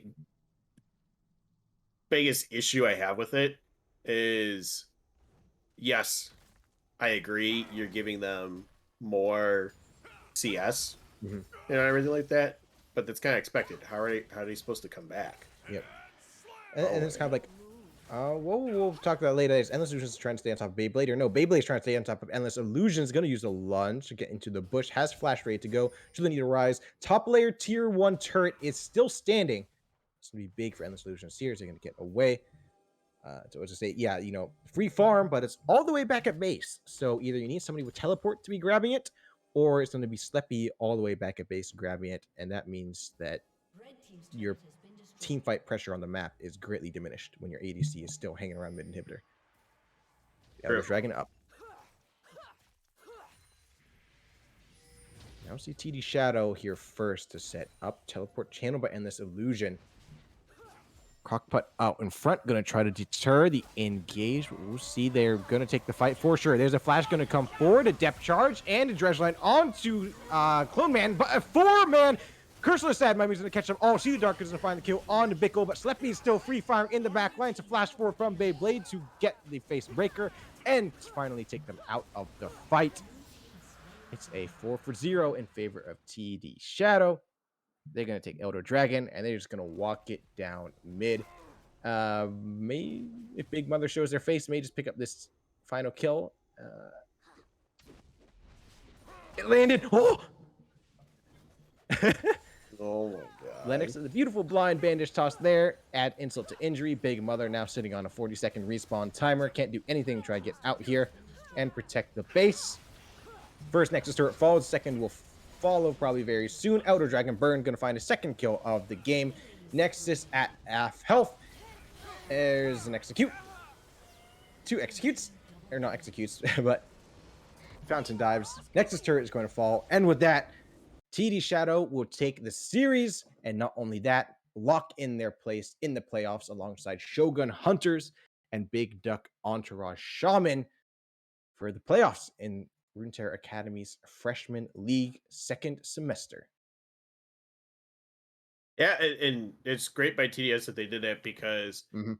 TD Shadow, it didn't look great the first game. Unfortunately, No. I hate saying it. But now we saw that they stepped up the second game. They stepped up this third game here. So it shows that, hey, you know what? You might take a game off of us, but doesn't mean that we're not potentially going to come out on top in the end. So Yep. I think that that's kind of a great mental for them.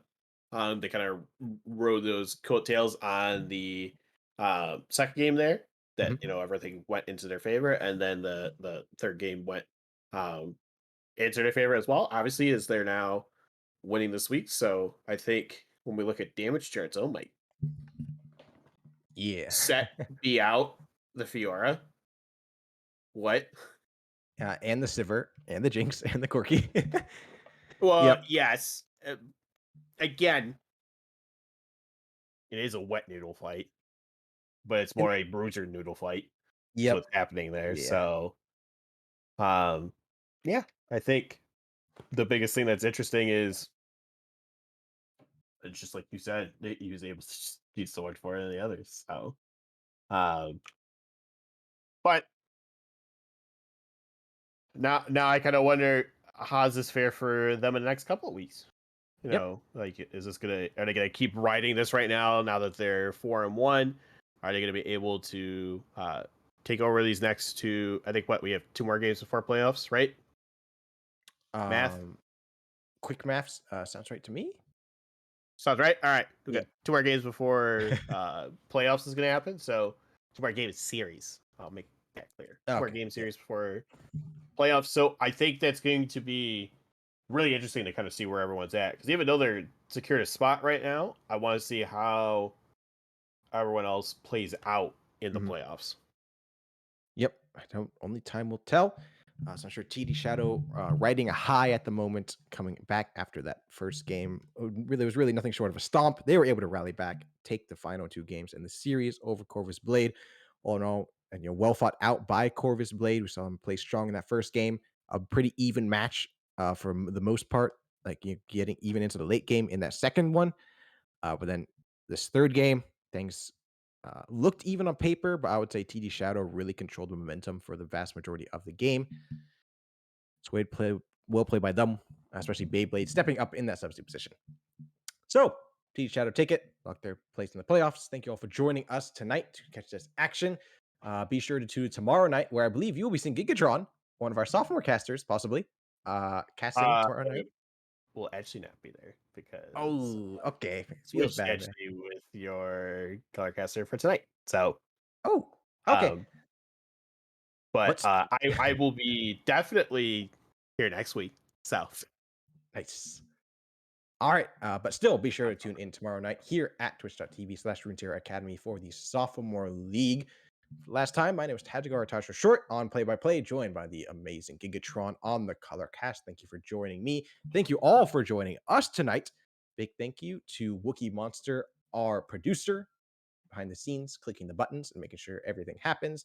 And it's impossible to end things out without a big shout out to our headmaster, Red, the man pulling all the strings and bringing everything together. Wishing you all a very good night. Hope to see you soon.